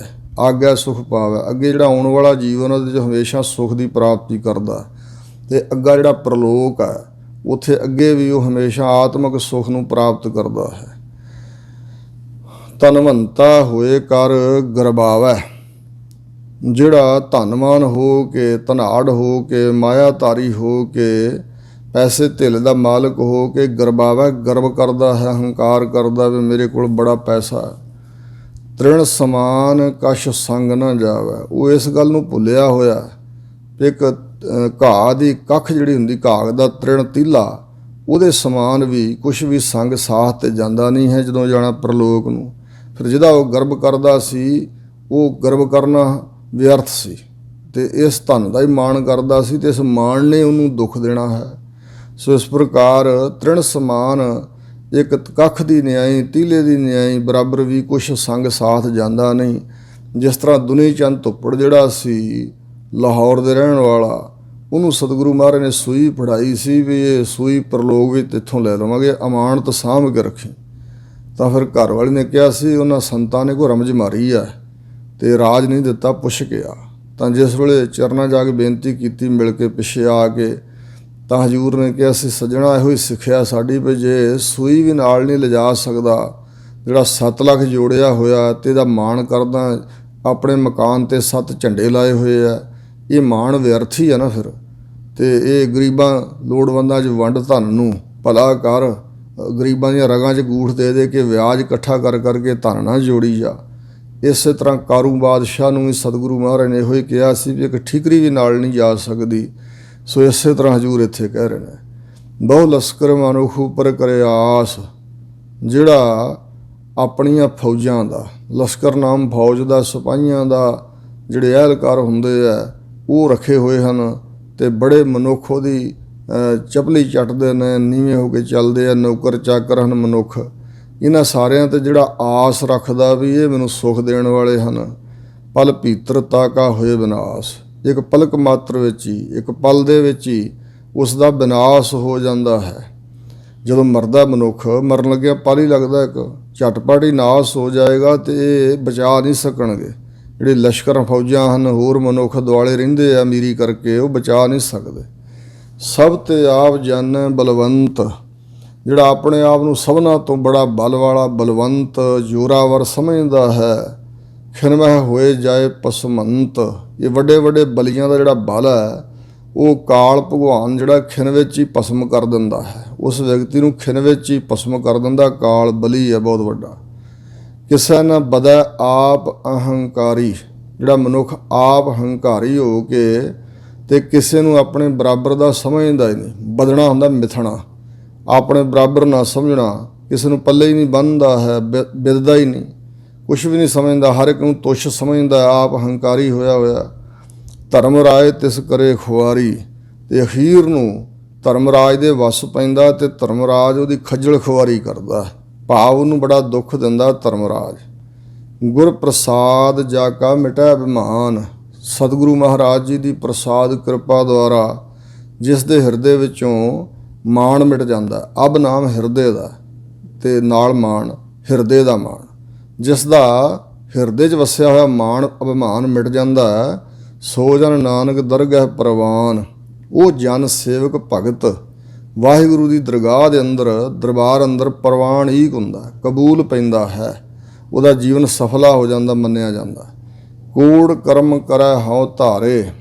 ਭਾਵੇਂ ਹੋਰ ਜਗ ਵਰਤ ਦਾਨ ਇਸ਼ਨਾਨ ਜਿੰਨੇ ਵੀ ਇਹ ਧਾਰਮਿਕ ਕਰਮ ਹਨ, ਭਾਵੇਂ ਕਰੋੜਾਂ ਹੀ ਜੀਵ ਕਰਦਾ ਹੋਵੇ ਤੇ ਇਹਨਾਂ ਕਰਮਾਂ ਦੇ ਕਰਕੇ ਹੰਗਤਾ ਧਾਰ ਲਵੇ। ਜਿਵੇਂ ਜਲ ਹਸਤੀ ਮਲ ਨਾ ਵਾਲੀਐ, ਸਿਰ ਭੀ ਫਿਰ ਪਾਵੈ ਛਾਰ। ਜਿਵੇਂ ਹਾਥੀ ਨੂੰ ਚੰਗੀ ਤਰ੍ਹਾਂ ਸਾਬਣਾਂ ਨਾਲ ਨਵਾਇਆ ਜਾਏ, ਜਲ ਦੇ ਨਾਲ ਇਸ਼ਨਾਨ ਕਰਾਇਆ ਜਾਏ ਤੇ ਜਦੋਂ ਛੱਡੋਗੇ ਫਿਰ ਆਪਣੇ ਉੱਪਰ ਮਿੱਟੀ ਪਾ ਲੈਂਦਾ। ਇਸੇ ਤਰ੍ਹਾਂ ਖੋਤਾ ਹੈ, ਚੰਦਨ ਲੇਪ ਹੋਦ ਦੇ ਕੌਸੁਖ ਗਰਦ ਭਸਮ ਸੰਗੀਤ। ਜਿਹੜਾ ਖੋਤਾ ਭਾਵੇਂ ਚੰਦਨ ਦਾ ਲੇਪਾ ਕਰ ਦਿਓ, ਉਹਦੀ ਪ੍ਰੀਤ ਤਾਂ ਫਿਰ ਭਸਮ ਦੇ ਨਾਲ ਹੀ, ਅਖੇ ਮਿੱਟੀ ਦੇ ਨਾਲ ਹੀ ਹੈ। ਸੋ ਇਸ ਪ੍ਰਕਾਰ ਇਹ ਜਿਹੜੇ ਕਰਮ ਕਰਨੇ ਹਨ, ਤੀਰਥ ਵਰਤ ਅਰਦਾਨ ਕਰ ਮਨ ਮੈਂ ਧਰੈ ਗੁਮਾਨ। ਨਾਨਕ ਨਿਹਫਲ ਜਾਤ ਤੇ ਜਿਉ ਕੁੰਚਰ ਇਸਨਾਨ, ਹਜੂਰ ਨੇ ਕਿਹਾ। ਸੋ ਇੰਝ ਜਿਹੜਾ ਹੰਗਤਾ ਧਾਰਦਾ ਨਾ ਕਿਸੇ ਵੀ ਕਰਮ ਦੀ, ਸ਼ਰਮ ਪਾਵੈ ਸਗਲੇ ਬਿਰਥਾਰੇ। ਉਹਦੇ ਸਾਰੇ ਕੀਤੇ ਕਰਮ ਬਿਰਥਾਰੇ ਵਿਅਰਥ ਹਨ ਤੇ ਉਹਦੇ ਪੱਲੇ ਕੀ ਪੈਂਦਾ, ਜਿਹੜਾ ਇਹਨਾਂ ਕਰਮਾਂ ਵਾਸਤੇ ਉਹਨੇ ਮਿਹਨਤ ਕੀਤੀ ਹੈ ਉਹਦੀ ਥਕਾਨ ਪੱਲੇ ਪੈਂਦੀ ਹੈ। ਸ਼ਰਮ ਨਾਮ ਮਿਹਨਤ ਦਾ, ਸ਼ਰਮ ਨਾਮ ਥਕੇਵੇਂ ਦਾ। ਥਕੇਵਾਂ ਹੀ ਪੱਲੇ ਪੈਂਦਾ, ਕੀਤੇ ਕਰਮ ਐਵੇਂ ਵਿਅਰਥ ਹੀ ਜਾਂਦੇ, ਫਲ ਇਹਨਾਂ ਥਕੇਵਾਂ ਹੀ ਹੈ। ਅਨਕ ਤਪੱਸਿਆ ਕਰੇ ਅਹੰਕਾਰ। ਭਾਵੇਂ ਕੋਈ ਬੜੀ ਤਰ੍ਹਾਂ ਦੀ ਤਪੱਸਿਆ ਕਰੇ, ਯੋਗਾ ਅਭਿਆਸ ਕਰ ਲਵੇ, ਪੁੱਠਾ ਲਟਕੇ ਔਰ ਭੁੱਖਾ ਧਿਆਇਆ ਰਹੇ, ਗਰਮੀ ਸਹਾਰੇ ਵਰਖਾ ਸਹਾਰੇ, ਇਉਂ ਬੜਾ ਆਪਣੇ ਤਨ ਦੇ ਤਾਈਂ ਤਪਾਵੇ ਤੇ ਫਿਰ ਇਸ ਤਪੱਸਿਆ ਦਾ ਜੇ ਹੰਕਾਰ ਕਰੇ ਤਾਂ ਨਰਕ ਸੁਰਗ ਫਿਰ ਫਿਰ ਅਵਤਾਰ। ਤਪੱਸਿਆ ਦਾ ਜੇ ਹੰਕਾਰ ਨਾ ਵੀ ਕਰੇ, ਤਪੱਸਿਆ ਦੇ ਫਲ ਵਜੋਂ ਜੋ ਸੁਰਗ ਵਿੱਚ ਪਹੁੰਚ ਗਿਆ ਤੇ ਉੱਥੇ ਸੁਖ ਭੁਗਤਾਏ ਜਾਣਗੇ। ਤੇ ਫਿਰ ਜਿਵੇਂ ਪਹਾੜ ਦੇ ਉੱਪਰੋਂ ਵੱਟਾ ਥੱਲੇ ਸੁੱਟ ਦਈਦਾ, ਉਹ ਜਦੋਂ ਪੁੰਨ ਮੁੱਕ ਗਏ, ਆਪਣੀ ਤਪੱਸਿਆ ਦਾ ਫਲ ਮੁੱਕ ਗਿਆ, ਫਿਰ ਨਰਕਾਂ 'ਚ ਪੈਣਾ ਪੈ ਜਾਵੇਗਾ। ਸੋ ਇਸ ਪ੍ਰਕਾਰ ਨਰਕਾਂ ਸੁਰਗਾਂ 'ਚ ਫਿਰ ਦੁਬਾਰਾ ਅਵਤਾਰ ਮੈਨੇ ਜਨਮ ਹੁੰਦਾ, ਉਤਰਨਾ ਹੁੰਦਾ। ਅਵਤਾਰ ਉਤਰਨਾ ਇੱਥੇ ਨਾ ਸਮਝ ਲੈਣਾ ਵੀ ਜਿਹੜਾ ਤਪੱਸਿਆ ਕਰਦਾ ਤੇ ਹੰਕਾਰ ਵੀ ਕਰਦਾ, ਸੋ ਉਹ ਨਰਕਾਂ ਸੁਰਗਾਂ ਵਿੱਚ ਵੀ ਜਾਂਦਾ ਤੇ ਫਿਰ ਬਾਰ-ਬਾਰ ਅਵਤਾਰ ਉਹਦਾ ਹੁੰਦਾ। ਨਹੀਂ, ਅਵਤਾਰ ਦਾ ਅਰਥ ਇੱਥੇ ਅਵਤਾਰੀ ਪੁਰਸ਼ ਨਾ ਸਮਝਣਾ। ਅਵਤਾਰ ਉਤਰਨਾ ਤੇ ਅਵਤਾਰ ਜਨਮ ਹੋਣਾ। ਸੋ ਇਸ ਪ੍ਰਕਾਰ ਕਦੇ ਨਰਕਾਂ 'ਚ, ਕਦੇ ਸੁਰਗਾਂ 'ਚ, ਕਦੇ ਮਾਤ ਲੋਕ ਤੇ ਫਿਰ ਜਨਮ ਹੁੰਦਾ। ਅਨਕ ਯਤਨ ਕਰ ਆਤਮ ਨਹੀਂ ਦਰਵੈ। ਅਨੇਕਾਂ ਯਤਨਾਂ ਦੇ ਕਰਨ ਦੇ ਬਾਵਜੂਦ ਵੀ ਜਿਸ ਦਾ ਆਤਮ ਮਨ ਦਰਵਦਾ ਨਹੀਂ, ਨਰਮ ਨਹੀਂ ਹੁੰਦਾ, ਜਿਸ ਦਾ ਚਿੱਤ ਹਰ ਦਰਗਹਿ ਕਉ ਕੈਸੇ ਗਵੈ। ਹੇ ਭਾਈ ਦੱਸੋ ਖਾਂ, ਉਹ ਵਿਅਕਤੀ ਹਰੀ ਪ੍ਰਮਾਤਮਾ ਦੇ ਦਰਬਾਰ ਵਿੱਚ ਕਿਵੇਂ ਗਮਨ ਕਰ ਸਕਦਾ, ਵਾਹਿਗੁਰੂ ਦੇ ਦਰਬਾਰ ਵਿੱਚ ਕਿਵੇਂ ਉਹਦੀ ਪਹੁੰਚ ਹੋ ਸਕਦੀ ਹੈ, ਭਾਵ ਸਤਿਕਾਰਯੋਗ ਥਾਂ ਨੂੰ ਕਿਵੇਂ ਮਿਲ ਸਕਦੀ ਹੈ ਦਰਗਾਹ ਦੇ ਅੰਦਰ। ਆਪਸ ਕਉ ਜੋ ਭਲਾ ਕਹਾਵੈ। ਜਿਹੜਾ ਆਪਣੇ ਆਪ ਦੇ ਤਾਈਂ ਭਲਾ ਚੰਗਾ ਵੱਡਾ ਸਿਆਣਾ ਹਵਾਉਂਦਾ ਹੋਵੇ ਤੇ ਮੈਂ ਬੜਾ ਚੰਗਾ ਹਾਂ, ਮੈਂ ਬੜਾ ਭਲਾ ਪੁਰਸ਼ ਹਾਂ, ਇੰਝ ਯਤਨਾਂ ਦੇ ਨਾਲ ਜੇ ਆਪਣੇ ਆਪ ਨੂੰ ਭਲਾ ਕਹਾ ਵੀ ਲਵੇ, ਜਿਵੇਂ ਰਾਜਨੀਤਿਕ ਲੋਕ ਆਪਣੀ ਮਾਇਆ ਦੇ ਪ੍ਰਭਾਵ ਦੁਆਰਾ ਡੌਂਡੀ ਪੜਾਉਂਦੇ ਆਪਣੇ ਨਾਮ ਦੀ, ਵੱਡਾ ਕਹਾਉਂਦੇ ਆ। ਜਿਵੇਂ ਬੇਅੰਤਾ ਮੁੱਖ ਮੰਤਰੀ ਸੀ ਤੇ ਬਾਬਾ ਬਕਾਲਾ ਸਾਹਿਬ ਆ ਕੇ ਆਪਣੇ ਚੇਲਿਆਂ ਚਪਟਿਆਂ ਦੇ ਕੋਲੋਂ ਸਟੇਜ 'ਤੇ ਬੁਲਵਾ ਰਿਹਾ ਸੀ ਵੀ ਇਹ ਕਲਯੁਗ ਦੇ ਸਮੇਂ ਦੇ ਅਵਤਾਰ ਹਨ। ਉਹ ਰੋਕਦਾ ਨਹੀਂ ਸੀ, ਖੁਸ਼ ਹੋ ਰਿਹਾ ਸੀ। ਫਿਰ ਥੋੜ੍ਹੇ ਦਿਨਾਂ ਬਾਅਦ ਹੀ ਉਹਦੇ ਚੀਥੜੇ ਉੱਡ ਗਏ ਸੀ। ਸੋ ਇਸ ਪ੍ਰਕਾਰ ਜਿਹੜਾ ਆਪਣੇ ਆਪ ਨੂੰ ਭਲਾ ਕਹਾਉਂਦਾ ਤਿਸੇ ਭਲਾਈ ਨਿਕਟ ਨਾ ਆਵੇ। ਅਸਲ ਮੈਨੇ ਜਿਹੜੀ ਭਲਾਈ ਹੈ, ਭਲਾਈ ਚੰਗਿਆਈ ਉਹਦੇ ਨੇੜੇ ਨਹੀਂ ਆਉਂਦੀ ਹੈ। ਸਰਬ ਕੀ ਰੇਨ ਜਾ ਕਾ ਮਨ ਹੋਏ। ਹਜ਼ੂਰ ਬਾਰ-ਬਾਰ ਹੰਕਾਰ ਛੱਡਣ ਦਾ ਉਪਦੇਸ਼ ਦੇ ਰਹੇ ਨੇ ਵੀ ਭਾਈ ਜਿਹਦਾ ਮਨ ਸਾਰਿਆਂ ਦੇ ਚਰਨਾਂ ਦੀ ਰੇਣਕਾ ਬਣ ਜੇ, ਧੂੜੀ ਬਣ ਜਾਂਦਾ ਹੈ, ਕਹੋ ਨਾਨਕ ਤਾਂ ਕੀ ਨਿਰਮਲ ਸੋਏ। ਹਜ਼ੂਰ ਗੁਰੂ ਅਰਜਨ ਦੇਵ ਜੀ ਕਹਿੰਦੇ ਭਾਈ ਉਸ ਵਿਅਕਤੀ ਦੀ ਨਿਰਮਲ ਸੋਏ ਸੋਭਾ ਹੈ। ਨਿਰਮਲ ਉਜਲ ਤੇ ਪਵਿੱਤਰ ਉਹਦੀ ਸੋਭਾ ਵਡਿਆਈ ਹੈ ਦੁਨੀਆ 'ਚ। ਤਿਨ ਕੀ ਸੋਭਾ ਨਿਰਮਲੀ ਪ੍ਰਗਟ ਭਈ ਜਹਾਨ। ਉਹਨਾਂ ਦੀ ਸੋਭਾ ਜੁਗ ਜੁਗ ਹੋਈ, ਕੋਈ ਨਾ ਮੇਟਣ ਹਾਰਾ। ਏਵੜ ਸੋਭਾ ਜਨਾ ਕੀ ਜੀਵੜ ਹਰ ਪ੍ਰਤਾਪੈ। ਸੋ ਇਸ ਪ੍ਰਕਾਰ ਨਿਰਮਲੀ ਸੋਭਾ, ਲੋਕ ਦਿਲੋਂ ਸਤਿਕਾਰ ਤੇ ਸੋਭਾ ਵਡਿਆਈ ਕਰਦੇ ਨੇ। ਜਿਹੜੇ ਰਾਜੇ ਮਹਾਰਾਜੇ ਹਨ, ਰਾਜਨੀਤਿਕ ਲੋਕ ਹਨ, ਉਹਨਾਂ ਦੀ ਮੂੰਹ 'ਤੇ ਤਾਂ ਲੋਕ ਸੋਭਾ ਕਰਦੇ ਆ, ਪਰ ਪਿੱਠ ਪਿੱਛੇ ਨਿੰਦਾ ਦਾਸ ਨੇ ਆਪ ਸੁਣੀ ਹੈ, ਬਹੁਤ ਜ਼ਿਆਦਾ ਘਿਨਾਉਣੀ ਨਿੰਦਾ ਕਰਦੇ ਆ। ਕਿਉਂਕਿ ਕਰਮ ਜੋ ਇਹੋ ਜਿਹੇ ਹੋਏ, ਫਿਰ ਜਦੋਂ ਮਰ ਜਾਣ ਉਦੋਂ ਲੰਮਾ ਸਮਾਂ ਸੰਸਾਰ 'ਤੇ ਅਪਜਸ ਹੀ ਹੁੰਦਾ ਰਹਿੰਦਾ। ਔਰੰਗਜ਼ੇਬ ਵਰਗਿਆਂ ਦੀ ਜਿਹੜੀ ਵਡਿਆਈ ਥੋੜ੍ਹਾ ਹੋ ਰਹੀ ਹੈ ਸੰਸਾਰ 'ਤੇ। ਚੰਗੇਜ਼ ਖਾਂ ਹੋਇਆ, ਸਿਕੰਦਰ ਬਾਦਸ਼ਾਹ ਹੋਇਆ, ਮਾਓ ਸੇ ਤੁੰਗ ਹੋਇਆ, ਹਿਟਲਰ ਹੋਇਆ, ਮੰਦੇ ਕਰਮ ਕਮਾਉਣ ਵਾਲੇ ਜਿਹੜੇ ਲੋਕ ਹੈ, ਉਹਨਾਂ ਦੀ ਸੋਭਾ ਨਿਰਮਲੀ ਨਹੀਂ ਹੁੰਦੀ, ਵਡਿਆਈ ਉਹਨਾਂ ਦੀ ਝੂਠੀ ਮੂਠੀ ਹੁੰਦੀ ਹੈ। ਕਬੀਰ ਜੀ, ਨਾਮਦੇਵ ਜੀ, ਰਵਿਦਾਸ ਜੀ ਕਦੋਂ ਦੇ ਹੋਏ ਹੈ, ਔਰ ਅਖੌਤੀ ਤੌਰ 'ਤੇ ਨੀਵੀਆਂ ਜਾਤਾਂ ਜਿਹਨਾਂ ਨੂੰ ਸ਼ੂਦਰ ਜਾਤੀਆਂ ਕਿਹਾ ਜਾਂਦਾ, ਉੱਥੇ ਪੈਦਾ ਹੋਏ ਸੀ। ਪਰ ਉਦੋਂ ਵੀ ਲੋਕ ਜਿਨ੍ਹਾਂ ਨੇ ਸਤਿਕਾਰ ਕੀਤਾ, ਉਜਲੀ ਸੋਭਾ ਉਹਨਾਂ ਦੀ ਕੀਤੀ, ਅੱਜ ਵੀ ਲੋਕ ਦਿਲੋਂ ਮਨੋਂ ਹੋ ਕੇ ਵਡਿਆਈ ਕਰਦੇ ਨੇ। ਸੋ ਇਸ ਪ੍ਰਕਾਰ ਜਿਹੜਾ ਮਨ ਆਪਣਾ ਸਾਰਿਆਂ ਦੇ ਚਰਨਾਂ ਦੀ ਧੂੜ ਬਣਾ ਲੈਂਦਾ, ਨਿਮਰਤਾਵਾਨ ਹੋ ਕੇ ਚੱਲਦਾ, ਉਸ ਦੀ ਨਿਰਮਲ ਸੋਭਾ ਹੁੰਦੀ ਹੈ। ਜਬ ਲੱਗ ਜਾਣਾ ਮੁਝ ਤੇ ਕੁਛ ਹੋਏ, ਜਦੋਂ ਤੱਕ ਇਹ ਜੀਵ ਜਾਣਦਾ, ਇਹ ਸਮਝਦਾ ਵੀ ਮੇਰੇ ਤੋਂ ਆਪਣੇ ਬਲ ਦੇ ਨਾਲ ਕੁਛ ਹੋ ਸਕਦਾ ਹੈ, ਤਬ ਇਸ ਕੋ ਸੁਖ ਨਾਹੀ ਕੋਇ, ਤਦੋਂ ਇਸ ਦੇ ਤਾਈਂ ਕੋਈ ਵੀ ਸੁਖ ਨਹੀਂ ਪ੍ਰਾਪਤ ਹੁੰਦਾ। ਜਬ ਇਹ ਜਾਣੈ ਮੈਂ ਕਿਛ ਕਰਤਾ, ਜਦੋਂ ਇਹ ਜਾਣਦਾ ਕਿ ਮੈਂ ਆਪਣੀ ਸ਼ਕਤੀ ਨਾਲ ਆਪ ਖੁਦ ਆਪਣੀ ਬਲ ਦੇ ਨਾਲ, ਬੁੱਧੀ ਨਾਲ ਕੁਛ ਕਰ ਸਕਦਾ ਹਾਂ, ਤਬ ਲਗ ਗਰਭ ਜੋਨ ਮੈਂ ਫਿਰਤਾ, ਉਦੋਂ ਤੱਕ ਜਿਹੜੀਆਂ ਮਾਂ ਦੇ ਗਰਭ ਪੇਟ ਵਿੱਚ ਬਾਰ-ਬਾਰ ਅਨੇਕਾਂ ਜੂਨਾਂ 'ਚ ਪੈ ਕੇ ਤੇ ਜਨਮ ਲੈਣਾ ਹੈ, ਗਰਭ ਵਿੱਚ ਆਉਣਾ, ਇਸ ਤਰ੍ਹਾਂ ਗਰਭ ਜੋਨ ਬਿਸ਼ਟਾ ਕਾ ਵਾਸ, ਤਿਤ ਘਰ ਮਨਮੁਖ ਕਰੇ ਨਿਵਾਸ, ਇਉਂ ਜੂਨਾਂ 'ਚ ਪੈ ਕੇ ਗਰਭਾਂ ਵਿੱਚ ਦੀ ਜਨਮ ਹੁੰਦਾ, ਤੁਰਿਆ ਫਿਰਦਾ ਹੈ। ਜਬ ਧਾਰੈ ਕਉ ਬੈਰੀ ਮੀਤ, ਜਦੋਂ ਤੱਕ ਇਹਦੇ ਅੰਦਰ ਦੁਆਇਤ ਹੈ, ਆਪਣੇ ਹਿਰਦੇ ਅੰਦਰ ਧਾਰਨ ਕਰੀ ਫਿਰਦਾ ਕਿਸੇ ਨੂੰ ਵੈਰੀ ਤੇ ਕਿਸੇ ਨੂੰ ਮਿੱਤਰ, ਤਬ ਲਗ ਨਿਹਚਲ ਨਾਹੀ ਚੀਤ, ਜਿਹੜਾ ਇਹਦੀ ਖੁਸ਼ਾਮਦ ਕਰਦਾ ਉਹਨੂੰ ਮਿੱਤਰ ਸਮਝਦਾ, ਜਿਹੜਾ ਇਹਦੇ ਮੂੰਹ 'ਤੇ ਸੱਚੀ ਗੱਲ ਕਰਦਾ ਉਹਨੂੰ ਆਪਣਾ ਵੈਰੀ ਸਮਝ ਲੈਂਦਾ। ਸੋ ਇਸ ਪ੍ਰਕਾਰ ਇਹ ਇੰਜ ਬੈਰੀ ਮੀਤ, ਬੈਰ ਵਿਰੋਧ ਜਿਹੜਾ ਹੈ, ਕਿਸੇ ਦੇ ਨਾਲ ਲਗਾਓ, ਕਿਸੇ ਨਾਲ ਵੈਰ ਵਿਰੋਧ, ਇਸ ਜਦੋਂ ਤੱਕ ਧਾਰਨ ਕਰੀ ਫਿਰਦਾ, ਤਬ ਲਗ ਨਿਹਚਲ ਨਾਹੀ ਚੀਤ, ਉਦੋਂ ਤੱਕ ਇਹਦਾ ਜਿਹੜਾ ਚਿੱਤ ਹੈ ਉਹ ਨਿਹਚਲ ਅਚਲ ਨਹੀਂ ਹੁੰਦਾ, ਟਿਕਾ ਦੇ ਸਹਿਤ ਨਹੀਂ ਹੁੰਦਾ, ਡਾਵਾਂ ਡੋਲ ਰਹਿੰਦਾ। ਸੋ ਕਦੇ ਕਿਸ ਤਰ੍ਹਾਂ ਦੀ ਅਵਸਥਾ, ਕਦੇ ਕਿਸੇ ਤਰ੍ਹਾਂ ਦੀ। ਜਬ ਲਗ ਮੂਹ ਮਗਨ ਸੰਗ ਮਾਏ, ਜਦੋਂ ਤੱਕ ਮਾਇਆ ਦੇ ਮੋਹ ਸੰਗ ਮਗਨ ਰਹਿੰਦਾ, ਮਸਤ ਰਹਿੰਦਾ, ਮਾਇਆ ਦੇ ਮੋਹ 'ਚ ਇਹ ਮਸਤ ਹੋਇਆ ਰਹਿੰਦਾ ਹੈ, ਮਸਤਿਆ ਰਹਿੰਦਾ ਹੈ, ਤਬ ਲਗ ਧਰਮ ਰਾਏ ਦੇ ਸਜਾਏ, ਜਦੋਂ ਇਹ ਸੰਸਾਰ ਦੀ ਮੋਹ ਮਮਤਾ 'ਚ ਗਲਤਾਨ ਰਹਿੰਦਾ, ਉਦੋਂ ਤੱਕ ਹੀ ਧਰਮਰਾਜ ਇਸ ਜੀਵਾਤਮਾ ਨੂੰ ਸਜ਼ਾ ਦਿੰਦਾ ਹੈ। ਪ੍ਰਭ ਕਿਰਪਾ ਤੇ ਬੰਧਨ ਟੁੱਟੈ, ਪ੍ਰਭੂ ਅਕਾਲ ਪੁਰਖ ਦੀ ਜੇ ਕਿਰਪਾ ਹੋ ਜਾਏ ਇਸ ਜੀਵ 'ਤੇ ਤਾਂ ਹੀ ਬੰਧਨ ਟੁੱਟਦਾ ਹੈ। ਇਹ ਜਿਹੜਾ ਜੰਮਣ ਮਰਨ ਦਾ ਬੰਧਨ ਹੈ, ਕਰਤਾ ਭੁਗਤਾ ਹੰਗਤਾ ਮਮਤਾ ਦਾ ਬੰਧਨ ਹੈ। ਸੋ ਬੰਧਨ ਮਾਤ ਪਿਤਾ ਸੰਸਾਰ, ਬੰਧਨ ਸੁਤ ਕੰਨਿਆ ਰਨਾਰ, ਬੰਧਨ ਕਰਮ ਕਰੈ ਹਉ ਫਾਸਾ, ਬੰਧਨ ਗ੍ਰਸਤ ਬੰਧਨ ਉਦਾਸਾ, ਸਾਰੇ ਸੰਸਾਰ ਦੇ ਬੰਧਨ ਹੀ ਪਏ ਹੋਏ ਨੇ। ਗੁਰੂ ਦੀ ਕਿਰਪਾ ਦੇ ਨਾਲ ਬੰਧਨਾਂ ਤੋਂ ਖਲਾਸੀ ਹੁੰਦੀ, ਬੰਧਨ ਟੁੱਟ ਜਾਂਦਾ ਸਾਰਾ। ਗੁਰ ਪ੍ਰਸਾਦ ਨਾਨਕ ਹਉ ਛੂਟੈ, ਇਹ ਬੰਧਨ ਟੁੱਟਦੇ ਹੀ ਤਾਂ ਪ੍ਰਭੂ ਦੀ ਕਿਰਪਾ ਨਾਲ ਗੁਰੂ ਮਹਾਰਾਜ ਦਾ ਮਿਲਾਪ ਹੁੰਦਾ। ਤੇ ਗੁਰ ਪ੍ਰਸਾਦ, ਗੁਰੂ ਦੀ ਪ੍ਰਸਾਦ ਪ੍ਰਸੰਨਤਾ ਕਿਰਪਾ ਕਰਕੇ ਇਸ ਦੇ ਅੰਦਰੋਂ ਹਉ ਛੂਟੈ, ਜਿਹੜੀ ਹੰਗਤਾ ਉਹ ਛੁੱਟ ਜਾਂਦੀ ਹੈ, ਭਾਵ ਦੂਰ ਹੋ ਜਾਂਦੀ ਹੈ। ਹਉ ਛੁਟਕਾ ਹੋਏ ਆਨੰਦ ਤਿਹ, ਹਉ ਨਾਹੀ ਤਹ ਆਪ। ਸੋ ਇਸ ਪ੍ਰਕਾਰ ਹੰਗਤਾ ਤੋਂ ਛੁਟਕਾਰਾ ਹੋ ਜਾਂਦਾ ਹੈ। ਸਹਿਸ ਖੱਟੇ ਲਖ ਕੋ ਉਠ ਧਾਵੈ, ਹੁਣ ਸੱਚੇ ਪਾਤਸ਼ਾਹ ਜਿਸ ਸੰਸਾਰ ਦੀ ਮਾਇਆ ਪਿੱਛੇ ਅਸੀਂ ਹੱਥ ਧੋ ਕੇ ਪਏ ਇਕੱਠੀ ਕਰਨ ਲਈ, ਇਹੋ ਜਿਹੀ ਸਾਡੀ ਅਵਸਥਾ ਬਿਆਨ ਕਰ ਰਹੇ ਨੇ। ਪਰ ਜਦੋਂ ਇਹ ਮਨੁੱਖ 1000 ਰੁਪਈਆ ਖੱਟ ਲੈਂਦਾ ਤੇ ਲੱਖ ਉੱਠਦਾ ਵਾ, ਫਿਰ ਇਹਦੀ ਤ੍ਰਿਸ਼ਨਾ ਹੋਰ ਗਾਂ ਵੱਧਦੀ ਵੀ 1000 ਤਾਂ ਕੁਛ ਵੀ ਨਹੀਂ ਹੈ। ਸੋ ਇਸ ਤਰ੍ਹਾਂ ਲੱਖ ਰੁਪਈਆ ਇਕੱਠਾ ਕਰਨ ਵਾਸਤੇ ਉੱਠ ਕੇ ਧੌਂਦਾ ਦੌੜਦਾ ਹੋਰ ਜਮ੍ਹਾਂ ਕਰ ਲਵਾਂ। ਸੋ ਵਰਤੋਂ ਵਿਹਾਰ ਲਈ ਮਾਇਆ ਚਾਹੀਦੀ ਹੈ, ਇਹ ਬੁਰੀ ਚੀਜ਼ ਨਹੀਂ ਹੈ। ਧਰਮ ਦੀ ਕਿਰਤ ਕਰਕੇ ਜਿੰਨੀ ਕਮਾਈ ਜਾਏ ਉਹਦੇ ਲਿਹਾਜ਼ ਨਾਲ ਆਪਣੀਆਂ ਲੋੜਾਂ, ਆਪਣੇ ਖਰਚੇ ਬਣਾ ਕੇ ਰੱਖੇ ਤੇ ਆਪਣਾ ਗੁਜ਼ਾਰਾ ਕਰੇ। ਪਰ ਜਿਹੜੀ ਤ੍ਰਿਸ਼ਨਾ ਅੰਦਰ, ਉਹ ਫਿਰ ਬੁਰੇ ਕਰਮ ਵੀ ਕਰਾਉਂਦੀ ਇਹਦੇ ਤੋਂ। ਲੱਖਾਂ ਵਾਸਤੇ ਲੱਖਾਂ ਰੁਪਈਏ, ਕਰੋੜਾਂ ਅਰਬਾਂ ਖਰਬਾਂ ਨੂੰ ਜਮ੍ਹਾਂ ਕਰਨ ਦੀ ਲਾਲਸਾ ਅੰਦਰ ਪੈਂਦੀ ਹੈ। ਇਹ ਤ੍ਰਿਸ਼ਨਾ ਦਾ ਰੂਪ ਵਿਖਾ ਰਹੇ ਸਤਿਗੁਰੂ ਮਹਾਰਾਜ। ਤ੍ਰਿਪਤ ਨ ਆਵੈ ਮਾਇਆ ਪਾਸ਼ਾ ਪਾਵੈ, ਇਸ ਦੇ ਮਨ ਅੰਦਰ ਤ੍ਰਿਪਤੀ ਨਹੀਂ ਆਉਂਦੀ ਹੈ, ਮਾਇਆ ਪਿੱਛੇ ਪਾ ਦਿੰਦਾ। ਮਾਇਆ ਪਿੱਛੇ ਪਾਉਣ ਦਾ ਮਤਲਬ ਹੈ ਮਾਇਆ ਜਮ੍ਹਾਂ ਕਰੀ ਜਾਂਦਾ, ਮਾਇਆ ਨੂੰ ਪ੍ਰਾਪਤ ਕਰਕੇ ਪਿੱਛੇ ਪਾ ਦਿੰਦਾ, ਜਮ੍ਹਾਂ ਕਰ ਲੈਂਦਾ ਹੈ ਤੇ ਤ੍ਰਿਪਤੀ ਆਉਂਦੀ ਨਹੀਂ, ਹੋਰ ਕਮਾਉਣ ਵਾਸਤੇ, ਹੋਰ ਇਕੱਠੀ ਕਰਨ ਵਾਸਤੇ ਦੌੜਦਾ ਹੈ। ਸੋ ਇਸੇ ਤਰ੍ਹਾਂ ਆਪਣੇ ਆਪ ਨੂੰ ਮਾਇਆ ਦੇ ਪਿੱਛੇ ਹੀ ਪਾਈ ਰੱਖਦਾ ਹੈ। ਅਨਕ ਭੋਗ ਵਿਖਿਆ ਕੇ ਕਰੈ। ਵਿਖਿਆ ਜਿਹੜੀ ਮਾਇਆ ਪਦਾਰਥ ਸੰਸਾਰ ਦੇ ਸਾਰੀ ਮਾਇਆ ਹੀ ਹੈ। ਇਹ ਵਿਖਿਆ ਮਾਇਆ ਦੇ ਅਨੇਕਾਂ ਭੋਗਾਂ ਨੂੰ ਇਹ ਕਰਦਾ। ਭੋਗ ਦਾ ਮਤਲਬ ਨਹਿ ਤ੍ਰਿਪਤਾਵੈ ਖਪ ਖਪ ਮਰੈ। ਤੇ ਪਦਾਰਥਾਂ ਨੂੰ ਸੰਸਾਰ ਦੇ ਸੁੱਖਾਂ ਨੂੰ ਭੋਗਾਂ ਨੂੰ ਭੋਗਦਾ ਹੋਇਆ ਕਦੇ ਵੀ ਤ੍ਰਿਪਤ ਨਹੀਂ ਹੁੰਦਾ। ਇਹਨਾਂ ਦੀ ਪ੍ਰਾਪਤੀ ਵਾਸਤੇ ਇਹਨਾਂ ਨੂੰ ਹੋਰ ਜਮ੍ਹਾਂ ਕਰਨ ਵਾਸਤੇ ਇਹਦੇ ਪਿੱਛੇ ਲੱਗਾ ਖਪ ਖਪ ਕੇ ਮਰਦਾ ਮਨੁੱਖ। ਬਿਨਾਂ ਸੰਤੋਖ ਨਹੀਂ ਕਉ ਰਾਜਿਆ। ਯਥਾ ਲਾਭ ਤਥਾ ਸੰਤੁਸ਼ਟੀ ਦਾ ਨਾਮ ਹੈ ਸੰਤੋਖ।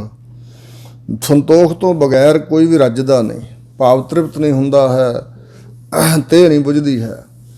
ਤੇ ਸੁਪਨ ਮਨੋਰਥ ਦ੍ਰਥੇ ਸਭ ਕਾਜੈ। ਸੰਤੋਖ ਤੋਂ ਬਗੈਰ ਜਿਹੜੇ ਸੁਪਨੇ ਵੇਖਦਾ ਮਨੁੱਖ ਮਾਇਆ ਬਹੁਤੀ ਜਮ੍ਹਾਂ ਕਰਨ ਦੇ, ਤੇ ਮਨੋਰਥ ਜਿਹੜੇ ਮਨੋਰਾਜ ਸੰਕਲਪ ਹਨ ਮਨ ਦੇ, ਇਹ ਸਾਰੇ ਇਹਦੇ ਬਿਰਥੇ ਹਨ। ਸਾਰੇ ਕੰਮ ਜਿਹੜੇ ਕਰਦਾ ਇੰਝ ਹੀ ਹਨ। ਜਿਵੇਂ ਸੁਪਨਾ ਝੂਠਾ ਹੁੰਦਾ ਤੇ ਜਿਵੇਂ ਮਨ ਦੇ ਸੰਕਲਪ ਹੁੰਦੇ ਆ ਉਹ ਪੂਰੇ ਤਾਂ ਹੋਏ ਨਹੀਂ ਹੁੰਦੇ, ਪਰ ਸੰਕਲਪਾਂ ਦੇ ਵਿੱਚ ਹੀ ਦੌੜ ਭੱਜ ਕਰਦਾ ਰਹਿੰਦਾ। ਸੋ ਇਸ ਪ੍ਰਕਾਰ ਸਾਰੇ ਕਾਰਜ ਦੇ ਇੰਝ ਬਿਰਥੇ ਹੀ ਹਨ। ਨਾਮ ਰੰਗ ਸਰਬ ਸੁਖ ਹੋਏ। ਨਾਮ ਦੇ ਰੰਗ ਪ੍ਰੇਮ ਵਿੱਚ ਜੇ ਲੱਗਾ ਹੋਵੇ ਤੇ ਨਾਮ ਦਾ ਪ੍ਰੇਮ ਮਨ ਨੂੰ ਲੱਗ ਜਾਏ ਤਾਂ ਫਿਰ ਸਾਰੇ ਤਰ੍ਹਾਂ ਦਾ ਸੁੱਖ ਇਸ ਨੂੰ ਪ੍ਰਾਪਤ ਹੋ ਜਾਂਦਾ ਹੈ। ਬੜ ਭਾਗੀ ਕਿਸੈ ਪ੍ਰਾਪਤ ਹੋਏ। ਪਰ ਨਾਮ ਹਰ ਜਣੇ ਖਣੇ ਗਾਮੇ ਮਾਝੇ ਦੇ ਤਾਈ ਨਹੀਂ ਪ੍ਰਾਪਤ ਹੁੰਦਾ। ਕੋਈ ਵੱਡਿਆਂ ਭਾਗਾਂ ਵਾਲਾ ਜੀਵ ਹੋਵੇ, ਵੱਡਿਆਂ ਭਾਗਾਂ ਕਰਕੇ ਕਿਸੇ ਵਿਰਲੇ ਨੂੰ ਵਡਭਾਗੀ ਨੂੰ ਇਹ ਪ੍ਰਾਪਤ ਹੁੰਦਾ ਗੁਰਾਂ ਦੇ ਪਾਸੋਂ। ਕਰਨ ਕਰਾਵਨ ਆਪੇ ਆਪ। ਹਜ਼ੂਰ ਕਹਿੰਦੇ ਨੇ ਕਰਨ ਵਾਲਾ ਜਗਤ ਨੂੰ ਪੈਦਾ ਤੇ ਸਾਰੇ ਜੀਆਂ ਤੋਂ ਕਰਾਉਣ ਵਾਲਾ ਸਾਰੇ ਕਰਤੱਬਾਂ ਨੂੰ, ਜਿਹੜਾ ਆਪਣੇ ਆਪ ਤੋਂ ਆਪ ਰੂਪ ਹੈ ਪਰਮੇਸ਼ਰ, ਹੁਣ ਵੀ ਆਪ ਹੀ ਆਪ ਹੈ ਕਰਨ ਵਾਲਾ ਤੇ ਆਪੇ ਕਰਾਉਣ ਵਾਲਾ। ਸਦਾ ਸਦਾ ਨਾਨਕ ਹਰ ਜਾਪ। ਇਸ ਕਰਕੇ ਹਜ਼ੂਰ ਫਰਮਾਉਂਦੇ ਨੇ ਕਿ ਭਾਈ ਸਦਾ ਸਦਾ ਵਾਸਤੇ ਉਸੇ ਹਰੀ ਦਾ ਜਾਪ ਕਰੋ। ਸਦਾ ਸਦਾ ਵਾਸਤੇ ਉਸ ਹਰੀ ਨੂੰ ਜਾਪ ਜਾਣ ਲਵੋ ਕਿ ਉਹ ਹੀ ਸਭ ਕੁਝ ਹੈ। ਕਰਨ ਕਰਾਵਨ ਕਰਨੈ ਹਾਰ। ਕਰਨ ਜਿਹੜਾ ਜਗਤ ਪੈਦਾ ਕੀਤਾ, ਇਸ ਜੀਵ ਜਗਤ ਦੇ ਜੀਆਂ ਪਾਸੋਂ ਕਰਾਉਣ ਵਾਲਾ ਤੇ ਸਭ ਕੁਝ ਕਰਨ ਵਾਲਾ। ਪਹਿਲਾਂ ਕਰਦਾ ਪੈਦਾ, ਫਿਰ ਕਰਾਉਂਦਾ ਜੀਆਂ ਤੋਂ ਕਈ ਕਰਮ, ਤੇ ਅੰਤ ਨੂੰ ਨਾਸ਼ ਵੀ ਕਰਦਾ। ਸੰਸਾਰ ਨੂੰ ਜਿਹੜਾ ਕਰਤਾਰ ਹੈ ਨਾ, ਕਰਨਹਾਰ ਕਰਤਾਰ, ਆਪ ਹੀ ਕਰਨ ਵਾਲਾ ਆਪ ਹੀ ਕਰਾਉਣ ਵਾਲਾ। ਇਸ ਕਾ ਹੱਥ ਕਹਾਂ ਵਿਚਾਰ। ਭਈ ਇਸਦੇ ਹੱਥ ਵਿੱਚ ਕੀ ਹੈ, ਵਿਚਾਰ ਕੇ ਦੇਖੋ। ਸੋ ਵਿਚਾਰੋ ਹਾਂ ਭਲਾ ਇਸ ਜੀਵ ਦੇ ਹੱਥ ਵਿੱਚ ਕਿਆ ਹੈ, ਕੀ ਵਿਚਾਰ ਹੈ ਇਹਦੇ ਪਾਸ। ਆਪਣੇ ਆਪ 'ਚ ਤਾਂ ਵਿਚਾਰ ਵੀ ਨਹੀਂ ਕਰ ਸਕਦਾ ਏ। ਜੈਸੀ ਦ੍ਰਿਸ਼ਟ ਕਰੇ ਤੈਸਾ ਹੋਏ। ਜਿਹੋ ਜੀ ਨਦਰ, ਜੈਸੀ ਨਦਰ ਕਰ ਵੇਖਿਆ ਸੱਚਾ ਤੈਸਾ ਹੀ ਕੋ ਹੋਏ। ਜਿਵੇਂ ਬਚਨ, ਜਿਹੋ ਜੀ ਦ੍ਰਿਸ਼ਟੀ ਕਰਕੇ ਪ੍ਰਮਾਤਮਾ ਤੱਕਦਾ ਨਾ ਜੀਆਂ ਨੂੰ, ਤੈਸਾ ਹੋ ਜਾਂਦਾ। ਆਪੇ ਆਪ ਪ੍ਰਭ ਸੋਏ। ਪਹਿਲਾਂ ਵੀ ਆਪ ਹੀ ਸੀ, ਹੁਣ ਵੀ ਆਪ ਹੀ, ਅੱਗੇ ਆਉਣ ਵਾਲੇ ਸਮੇਂ 'ਚ ਵੀ ਆਪ ਹੀ ਹੋਵੇਗਾ ਉਹ ਪ੍ਰਭੂ ਅਕਾਲ ਪੁਰਖ। ਜੋ ਕਿ ਸ਼ਕੀਨੋ ਸੋ ਆਪਣਾ ਰੰਗ। ਉਹਨੇ ਜੋ ਕੁਛ ਵੀ ਕੀਤਾ, ਪੈਦਾ ਬਣਾਇਆ ਹੁਣ ਤੱਕ, ਜਿੰਨੇ ਕਰਤੱਵ ਕੀਤੇ ਆਪਣੇ ਰੰਗ ਮੌਜ ਵਿੱਚ ਹੀ ਕੀਤੇ, ਭਾਵ ਆਪਣੀ ਮਰਜ਼ੀ ਨਾਲ ਹੀ ਕੀਤੇ ਹਨ। ਸਭ ਤੇ ਦੂਰ ਸਭ ਹੂੰ ਕੈ ਸੰਗ। ਸਭ ਤੇ ਦੂਰ ਸਭਨ ਤੇ ਨੇਰਾ। ਇਕ ਨਾ ਪ੍ਰਭ ਦੂਰ ਵਸੈ, ਇਕ ਨਾ ਮਾਨ ਆਧਾਰੋ ਰਾਮ। ਸਭ ਤੋਂ ਦੂਰ ਵੀ ਹੈ, ਭਾਵ ਨਿਆਰਾ ਹੈ, ਤੇ ਸਭ ਹੂੰ ਕੈ ਸੰਗ, ਸਾਰਿਆਂ ਦੇ ਸੰਗ ਸਾਥ ਵੀ ਵਸਦਾ। ਜਿਵੇਂ ਅਸਮਾਨ ਤੇ ਸੂਰਜ ਹੈ, ਦੂਰ ਨਿਆਰਾ, ਪਰ ਉਹਦੀ ਪਹੁੰਚ ਪ੍ਰਕਾਸ਼ ਤੇ ਕਿਰਨਾਂ ਸਾਰੀ ਧਰਤੀ ਤੇ ਪੈ ਰਹੀਆਂ। ਇਸ ਪ੍ਰਕਾਰ ਵਾਹਿਗੁਰੂ ਜੀ ਸਭਨਾਂ ਤੋਂ ਦੂਰ ਵੀ ਹਨ, ਕਿਉਂਕਿ ਯਾਦ ਸ਼ਕਤੀ ਵੀ ਹੈ ਨਹੀਂ, ਸਿਮਰਤੀ 'ਚ ਨਹੀਂ, ਸੋਚ ਮੰਡਲ 'ਚ ਨਹੀਂ ਹੈ, ਸੋਚ ਸਮਝ ਤੋਂ ਪਰੇ ਹਨ, ਤੇ ਮਨ ਵਿੱਚ ਯਾਦ ਨਹੀਂ ਹੈ। ਇਸ ਤਰ੍ਹਾਂ ਦੂਰ ਹਨ ਤੇ ਸਾਰਿਆਂ ਦੇ ਸੰਗ ਵੀ ਹਨ। ਸੱਚੇ ਪਾਤਸ਼ਾਹ ਸੜ ਸੁਣਦਾ ਸਦ ਵੇਖਦਾ ਕਿਉਂ ਮੁੱਕਰ ਪਿਆ ਜੈ। ਬੂਝੈ ਦੇਖੈ ਕਰੈ ਵਿਵੇਕ। ਸਾਰਿਆਂ ਜੀਆਂ ਨੂੰ ਪਰਮਾਤਮਾ ਵੇਖਦਾ ਵੀ ਹੈ, ਸਾਰਿਆਂ ਦੇ ਦਿਲਾਂ ਦੀ ਬੁੱਝਦਾ ਵੀ ਹੈ, ਤੇ ਵਿਵੇਕ ਨਿਰਣਾ ਵੀ ਆਪ ਹੀ ਕਰਦਾ ਬੁਰੇ ਭਲੇ ਦਾ। ਆਪ ਹੀ ਨਿਰਣਾ ਕਰਦਾ, ਪਛਾਣ ਵੀ ਆਪ ਕਰਦਾ ਕਿਹਨੂੰ ਕੀ ਦੇਣਾ, ਕਿਹੜਾ ਕਿਸ ਚੀਜ਼ ਦਾ ਪਾਤਰ ਹੈ। ਆਪਹਿ ਏਕ ਆਪਹਿ ਅਨੇਕ। ਆਪ ਹੀ ਇੱਕ ਸਰੂਪ ਹੈ ਵਾਹਿਗੁਰੂ, ਤੇ ਜਿਹੜੀ ਹੁਣ ਅਨੇਕਤਾ ਦਿਖਾਈ ਦਿੰਦੀ ਹੈ ਸੰਸਾਰ ਦੀ, ਇਹ ਅਨੇਕ ਰੂਪ ਵੀ ਆਪ ਹੀ ਹੋਇਆ ਹੋਇਆ। ਅਨੇਕ ਹੈ ਫਿਰ ਏਕ ਹੈ। ਜਦੋਂ ਸ੍ਰਿਸ਼ਟੀ ਨੂੰ ਨਾਸ਼ ਕਰਨਾ, ਖਤਮ ਕਰਨਾ, ਉਦੋਂ ਵੀ ਇਕੱਲਾ ਹੀ ਹੋਣਾ, ਕੋਈ ਇੱਕ ਵਾਹਿਗੁਰੂ ਨੇ। ਹੁਣ ਵੀ ਅਨੇਕਤਾ ਦੇ ਵਿੱਚ ਇੱਕ ਹੀ ਹੈ ਪਰਮਾਤਮਾ। ਅਨੇਕਤਾ ਜੋ ਦਿਖਾਈ ਦੇ ਰਹੀ ਹੈ ਵੀ ਆਪ ਹੀ ਹੈ। ਮਰੈ ਨਾ ਬਿਨਸਾ ਆਵੈ ਨਾ ਜਾਏ। ਨਾ ਪਰਮਾਤਮਾ ਮਰਦਾ ਨਾ ਬਿਨਸਦਾ ਹੈ, ਖਤਮ ਹੁੰਦਾ ਹੈ, ਨਾ ਆਉਂਦਾ ਤੇ ਨਾ ਜਾਂਦਾ ਹੈ। ਨਾਨਕ ਸਦ ਹੀ ਰਹਿਆ ਸਮਾਏ। ਹਜ਼ੂਰ ਗੁਰੂ ਅਰਜਨ ਦੇਵ ਜੀ ਕਹਿੰਦੇ ਸਦਾ ਸਦਾ ਵਾਸਤੇ ਸਾਰੀ ਸ੍ਰਿਸ਼ਟੀ ਸਮਾਇਆ ਹੋਇਆ, ਆਪਣੇ ਆਪ ਨਿਜ ਸਰੂਪ ਵਿੱਚ ਸਮਾਇਆ ਹੋਇਆ ਪਰਮੇਸ਼ਵਰ। ਆਪ ਉਪਦੇਸੈ ਸਮਝੈ ਆਪ ਹੀ ਗੁਰੂ ਰੂਪ ਹੋ ਕੇ ਉਪਦੇਸ਼ ਦੇਣ ਵਾਲਾ ਹੈ। ਆਪ ਹੀ ਸਿੱਖ ਜਾਂ ਜਗਿਆਸੂ ਰੂਪ ਹੋ ਕੇ ਸਮਝਣ ਵਾਲਾ ਉਸ ਉਪਦੇਸ਼ ਨੂੰ। ਆਪੇ ਰਚਿਆ ਸਭ ਕੈ ਸਾਥ, ਆਪ ਹੀ ਰਚਿਆ ਸਾਰਾ ਸੰਸਾਰ ਤੇ ਰਚ ਕੇ ਸਾਰੇ ਸੰਸਾਰ ਦੇ ਜੀਆਂ ਦੇ ਸੰਗ ਸਾਥ ਵੀ ਆਪ ਹੀ ਹੈ। ਆਪ ਕੀਨੂੰ ਆਪਨ ਵਿਸਥਾਰ, ਇਹ ਜਿਹੜਾ ਦ੍ਰਿਸ਼ਮਾਨ ਪ੍ਰਪੰਚ ਦਿਖਾਈ ਦੇ ਰਿਹਾ ਵਿਸਥਾਰ ਫੈਲਾਏ, ਆਪ ਹੀ ਕੀਤਾ ਆਪਣਾ ਵਿਸਥਾਰ ਫੈਲਾਓ। ਸਭ ਕੁਛ ਉਸਕਾ ਉਹ ਕਰਨਾ ਹਾਰ, ਇਹ ਜੋ ਕੁਝ ਬਣਾਇਆ ਸਾਰਾ ਕੁਝ ਉਸੇ ਦਾ ਹੈ ਤੇ ਉਹੀ ਕਰਨਹਾਰ ਹੈ। ਹੁਣ ਵੀ ਸ੍ਰਿਸ਼ਟੀ ਵਿੱਚ ਵਰਤ ਕੇ ਸਭ ਕੁਝ ਕਰਨ ਕਰਾਉਣ ਵਾਲਾ। ਉਸ ਤੇ ਭਿੰਨ ਕਹੋ ਕਿਛ ਹੋਏ, ਉਸ ਵਾਹਿਗੁਰੂ ਦੀ ਚੇਤਨ ਸੱਤਾ ਸ਼ਕਤੀ ਤੋਂ ਬਗੈਰ ਉਦੋਂ ਭਿੰਨ ਵੱਖਰੇ ਹੋ ਕੇ ਦੱਸੋ ਭਾਈ ਕਿਸ ਤਰ੍ਹਾਂ ਕੁਛ ਹੋ ਸਕਦਾ। ਥਾਨ ਥਨੰਤਰੇ ਕੈ ਸੋਏ, ਸਾਰੇ ਜਿਹੜੇ ਅਸਥਾਨ ਹਨ ਉਹਨਾਂ ਅਸਥਾਨਾਂ ਦੇ ਅੰਦਰ ਜਿਹੜੇ ਜੀਵ ਵਸਦੇ ਆ ਥਨੰਤਰੀ, ਉਹਨਾਂ ਦੇ ਅੰਦਰ ਵੀ ਥਾਨ ਥਾਨ ਅੰਤਰ, ਹਰ ਇੱਕ ਅਸਥਾਨ ਦੇ ਅੰਦਰ ਇੱਕੋ ਇੱਕ ਉਹੋ ਹੀ ਪਰਮਾਤਮਾ ਹੈ। ਆਪਣੇ ਚਲਤ ਆਪ ਕਰਨਾ ਹਾਰ, ਆਪਣੇ ਚਲਿੱਤਰਾਂ ਨੂੰ ਆਪਣੇ ਕੌਤਕਾਂ ਨੂੰ ਆਪ ਹੀ ਕਰਨ ਵਾਲਾ ਹੈ। ਕੌਤਕ ਕਰੈ ਰੰਗ ਅਪਾਰ, ਅਪਾਰ ਬੇਅੰਤ ਜੋ ਵਾਹਿਗੁਰੂ ਹੈ ਸੋ ਆਪਣੇ ਰੰਗ ਮੌਜ ਵਿੱਚ ਹੀ ਆਪਣੀ ਇੱਛਾ ਵਿੱਚ ਹੀ ਉਹ ਕੌਤਕਾਂ ਨੂੰ ਕਰਦਾ ਹੈ। ਮਨ ਮਹਿ ਆਪ ਮਨ ਆਪਣੇ ਮਾਹੇ, ਸੋ ਆਪ ਹੀ ਭਗਤਾਂ ਦੇ ਮਨ ਵਿੱਚ ਵਸਦਾ ਹੈ ਤੇ ਇਸ ਪ੍ਰਕਾਰ ਮਨ ਆਪਣੇ ਮਾਹੇ, ਇਹ ਮਨ ਵੀ ਸਾਰਿਆਂ ਦਾ ਜਿਹੜੇ ਮਨ ਹੈ ਉਹ ਆਪਣੇ ਹੀ ਆ ਉਸ ਪ੍ਰਮਾਤਮਾ ਦੇ।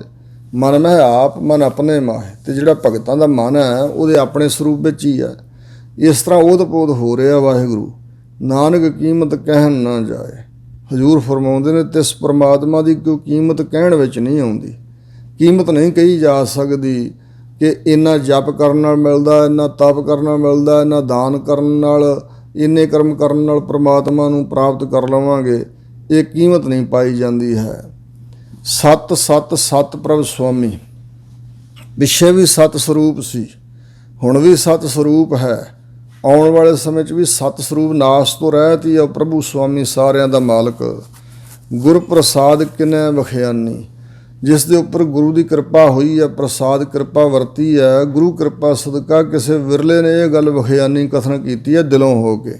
ਉੱਪਰੋਂ ਉੱਪਰੋਂ ਤਾਂ ਸਾਰੇ ਕਹਿ ਹੀ ਦਿੰਦੇ ਆ ਸੱਚ ਸੱਚ ਸੱਚ ਸਭ ਕੀਨਾ, ਜਿਸ ਨੇ ਸਭ ਕੁਝ ਕੀਤਾ ਉਹ ਪਿੱਛੇ ਵੀ ਸੱਚ ਸਰੂਪ ਸੀ, ਹੁਣ ਵੀ ਸੱਚ ਆ, ਆਉਣ ਵਾਲੇ ਸਮੇਂ 'ਚ ਵੀ ਹੋਵੇਗਾ। ਸੱਚ ਸੱਚ ਸੱਚ ਸਭ ਕੀਨਾ, ਜੋ ਕੁਝ ਪਰਮਾਤਮਾ ਨੇ ਕੀਤਾ ਉਹ ਵੀ ਸੱਚ ਹੈ, ਹੁਣ ਵੀ ਸੱਚ ਹੈ, ਅੱਗੇ ਨੂੰ ਜੋ ਕਰੇ ਕਰਾਏਗਾ ਸੱਚ ਹੀ ਹੋਵੇਗਾ। ਕੂਟ ਮਧੇ ਕਿਨੈ ਬਿਰਲੇ ਚੀਨਾ, ਕਿਸੇ ਵਿਰਲੇ ਨੇ ਕਰੋੜਾਂ ਵਿੱਚੋਂ ਕਿਸੇ ਵਿਰਲੇ ਨੇ ਚੀਨਾ ਪ੍ਰਾਪਤ ਕੀਤਾ ਉਸ ਵਾਹਿਗੁਰੂ ਨੂੰ। ਭਲਾ ਭਲਾ ਭਲਾ ਤੇਰਾ ਰੂਪ ਹੈ ਵਾਹਿਗੁਰੂ ਜੀ, ਜਿੰਨਾ ਰੂਪਕਾਰ ਤੁਸੀਂ ਬਣਾਇਆ, ਜੋ ਤੁਹਾਡਾ ਸਰੂਪ ਹੈ ਪਿੱਛੇ ਵੀ ਭਲਾ ਚੰਗਾ ਖਰਾ ਸੀ, ਹੁਣ ਵੀ ਭਲਾ ਚੰਗਾ ਖਰਾ ਹੈ, ਆਉਣ ਵਾਲੇ ਸਮੇਂ 'ਚ ਵੀ ਭਲਾ ਹੀ ਹੋਵੇਗਾ। ਅਤ ਸੁੰਦਰ ਅਪਾਰ ਅਨੂਪ, ਹੇ ਵਾਹਿਗੁਰੂ ਜੀ ਤੁਸੀਂ ਅਤਿਅੰਤ ਸੁੰਦਰ ਹੋ, ਅਪਾਰ ਬੇਅੰਤ ਹੋ, ਅਨੂਪ ਲਾਸਾਨੀ ਹੋ, ਤੁਹਾਡੇ ਵਰਗੀ ਉਪਮਾ ਕਿਸੇ ਹੋਰ ਦੀ ਨਹੀਂ। ਨਿਰਮਲ ਨਿਰਮਲ ਨਿਰਮਲ ਤੇਰੀ ਬਾਣੀ, ਹੇ ਮਹਾਰਾਜ ਸੱਚੇ ਪਾਤਸ਼ਾਹ ਜਿਹੜੀ ਤੁਹਾਡੀ ਸਿਫਤ ਸਲਾਹ ਵਾਲੀ ਬਾਣੀ ਹੈ ਉਹ ਪਿੱਛੇ ਵੀ ਨਿਰਮਲ ਉਜਲ ਹੀ ਸੀ, ਹੁਣ ਵੀ ਨਿਰਮਲ ਹੀ ਹੈ, ਅੱਗੇ ਨੂੰ ਵੀ ਨਿਰਮਲ ਹੀ ਹੋਵੇਗੀ। ਘਟ ਘਟ ਸੁਣੀ ਸਰਵਨ ਬਖਿਆਣੀ, ਘਟਾਂ ਘਟਾਂ ਦੇ ਵਿੱਚ ਬੈਠ ਕੇ ਮਹਾਰਾਜ ਤੇਰੇ ਭਗਤਾਂ ਨੇ ਕੰਨਾਂ ਦੁਆਰਾ ਸੁਣੀ ਹੈ, ਬਖਿਆਣੀ ਕਥਨ ਕੀਤੀ ਹੈ, ਜਿਨ੍ਹਾਂ ਨੇ ਕਥਨ ਕੀਤੀ ਹੈ ਔਰ ਸੁਣੀ ਹੈ ਕੰਨਾਂ ਦੁਆਰਾ ਸ਼ਰਧਾ ਵਿਸ਼ਵਾਸ ਦੇ ਕੰਨਾਂ ਨਾਲ, ਉਹ ਵੀ ਨਿਰਮਲ ਹੋਏ ਹਨ। ਤੁਹਾਡੀ ਬਾਣੀ ਦੁਆਰਾ ਪਿੱਛੇ ਵੀ ਨਿਰਮਲ ਹੋਏ, ਹੁਣ ਵੀ ਅੱਗੇ ਨੂੰ ਵੀ ਨਿਰਮਲ ਹੋਣਗੇ। ਪਵਿੱਤਰ ਪਵਿੱਤਰ ਪਵਿੱਤਰ ਪੁਨੀਤ, ਨਾਮ ਜਪੈ ਨਾਨਕ ਮਨ ਪ੍ਰੀਤ। ਸੋ ਪਿੱਛੇ ਵੀ ਉਹ ਪਵਿੱਤਰ ਸਨ, ਹੁਣ ਵੀ ਪਵਿੱਤਰ ਹੋ ਰਹੇ ਨੇ, ਆਉਣ ਵਾਲੇ ਸਮੇਂ 'ਚ ਪਵਿੱਤਰ ਪੱਟ ਕੇ ਪਵਿੱਤਰਾਂ ਤੋਂ ਪਵਿੱਤਰ ਪੁਨੀਤ ਹੋਣਗੇ। ਕੌਣ? ਨਾਮ ਜਪੈ ਨਾਨਕ ਮਨ ਪ੍ਰੀਤ, ਜਿਹੜਾ ਵਿਅਕਤੀ ਮਨ 'ਚ ਪ੍ਰੀਤ ਧਾਰ ਕੇ ਤੁਹਾਡਾ ਨਾਮ ਜਪਦਾ ਹੈ ਉਹ ਪਿਛਲੇ ਸਮੇਂ ਵਿੱਚ ਵੀ ਪਵਿੱਤਰ ਹੋਇਆ, ਹੁਣ ਜਿਹੜਾ ਜਪਦਾ ਉਹ ਵੀ ਪਵਿੱਤਰ ਹੈ, ਆਉਣ ਵਾਲੇ ਸਮੇਂ 'ਚ ਵੀ ਉਹ ਪਵਿੱਤਰ ਹੋ ਜਾਏਗਾ। ਬਲਕਿ ਪੁਨੀਤ, ਸਭ ਤੋਂ ਉੱਪਰਲਾ ਦਰਜਾ ਜਿਹੜਾ ਪਵਿੱਤਰ ਦਾ ਉਹਨੂੰ ਪੁਨੀਤ ਕਿਹਾ ਜਾਂਦਾ, ਉਹ ਹੋ ਜਾਂਦਾ ਹੈ। ਸ਼ਲੋਕ ਸੰਤ ਸਰਨ ਜੋ ਜਨ ਪਰੈ ਸੋ ਜਨ ਉਧਰਨਹਾਰ, ਜਿਹੜਾ ਰੱਬ ਦੇ ਸੰਤ ਨੇ ਉਹ ਸੰਸਾਰ ਦੇ ਵਿੱਚ ਪਰਮੇਸ਼ਰ ਸਰੂਪ ਹੁੰਦੇ ਨੇ, ਸੋ ਉਹਨਾਂ ਦੀ ਸੰਗਤ ਦੁਆਰਾ ਉਹਨਾਂ ਦੇ ਦਰਸ਼ਨ ਕਰਕੇ ਸੇਵਾ ਕਰਕੇ ਅਨੇਕਾਂ ਲੋਕਾਂ ਦਾ ਆਧਾਰ ਹੁੰਦਾ, ਕਿਉਂਕਿ ਸਾਧ ਰੂਪ ਆਪਣਾ ਤਨ ਧਾਰਿਆ। ਸੋ ਇਸ ਪ੍ਰਕਾਰ ਆਪਣਾ ਸਰੀਰ ਧਾਰਿਆ ਮਨੁ ਪਰਮੇਸ਼ਰ ਨੇ, ਕਿਉਂਕਿ ਬਹੁਤ ਵੱਡੀ ਬਖਸ਼ਿਸ਼ ਕਰਕੇ ਕਿਸੇ ਨੂੰ ਵਾਹਿਗੁਰੂ ਸੰਤ ਬਣਾਉਂਦਾ, ਅਤੇ ਜਿਹੜਾ ਸੰਤ ਬਣਦਾ ਉਹ ਪਰਮੇਸ਼ਰ ਵਿੱਚ ਹੀ ਲੀਨ ਹੁੰਦਾ। ਅਤੇ ਇਸ ਤਰ੍ਹਾਂ ਇਹ ਵਾਹਿਗੁਰੂ ਦਾ ਸਰੂਪ ਹੀ ਮੰਨੇ ਗਏ ਨੇ ਰੱਬ ਦੇ ਸੰਤ। ਬਨਾਵਟ ਵੀ ਦੁਨੀਆ 'ਚ ਹੁੰਦੀ ਹੈ, ਜਿਵੇਂ ਸੋਨੇ ਦੀ ਬਨਾਵਟ ਵਾਲੇ ਗਹਿਣੇ ਬਣਾਏ ਜਾਂਦੇ ਆ। ਜੇ ਅਸਲ ਸੋਨਾ ਆਸਰਾ ਰੂਪ ਹੈ ਤਾਂ ਹੀ ਬਨਾਵਟੀ ਗਹਿਣੇ ਬਣਦੇ। ਇਸੇ ਤਰ੍ਹਾਂ ਜਿਹੜਾ ਰੱਬ ਦਾ ਸੰਤ ਆ ਉਹਦੀ ਬਹੁਤ ਵੱਡੀ ਮਹਿਮਾ, ਅਤੇ ਉਹਨਾਂ ਵਰਗਾ ਭੇਖ ਬਣਾਉਣਾ ਤਾਂ ਹੀ ਲੋਕਾਂ ਨੂੰ ਲੋੜ ਪਈ ਠੱਗਾਂ ਨੂੰ, ਵੀ ਸੰਤ ਕਹਾਵਾਂਗੇ, ਆਪਣੇ ਆਪ ਨੂੰ ਸੰਤ ਬਾਣਾ ਪਾ ਲਵਾਂਗੇ ਤਾਂ ਹੀ ਪੂਜਾ ਹੋਵੇਗੀ, ਸਤਿਕਾਰ ਹੋਵੇਗਾ। ਇਉਂ ਉਹਨਾਂ ਦੀ ਗੱਲ ਇੱਕ ਵੱਖਰੀ ਹੈ ਭੇਖ ਦੀ, ਪਖੰਡ ਦੀ। ਪਰ ਜਿਹੜਾ ਰੱਬ ਦੇ ਸੰਤ ਹਨ ਉਹਨਾਂ ਬਾਰੇ ਤਾਂ ਸਤਿਗੁਰਾਂ ਨੇ ਬਹੁਤ ਮਹਿਮਾ ਕੀਤੀ ਹੈ।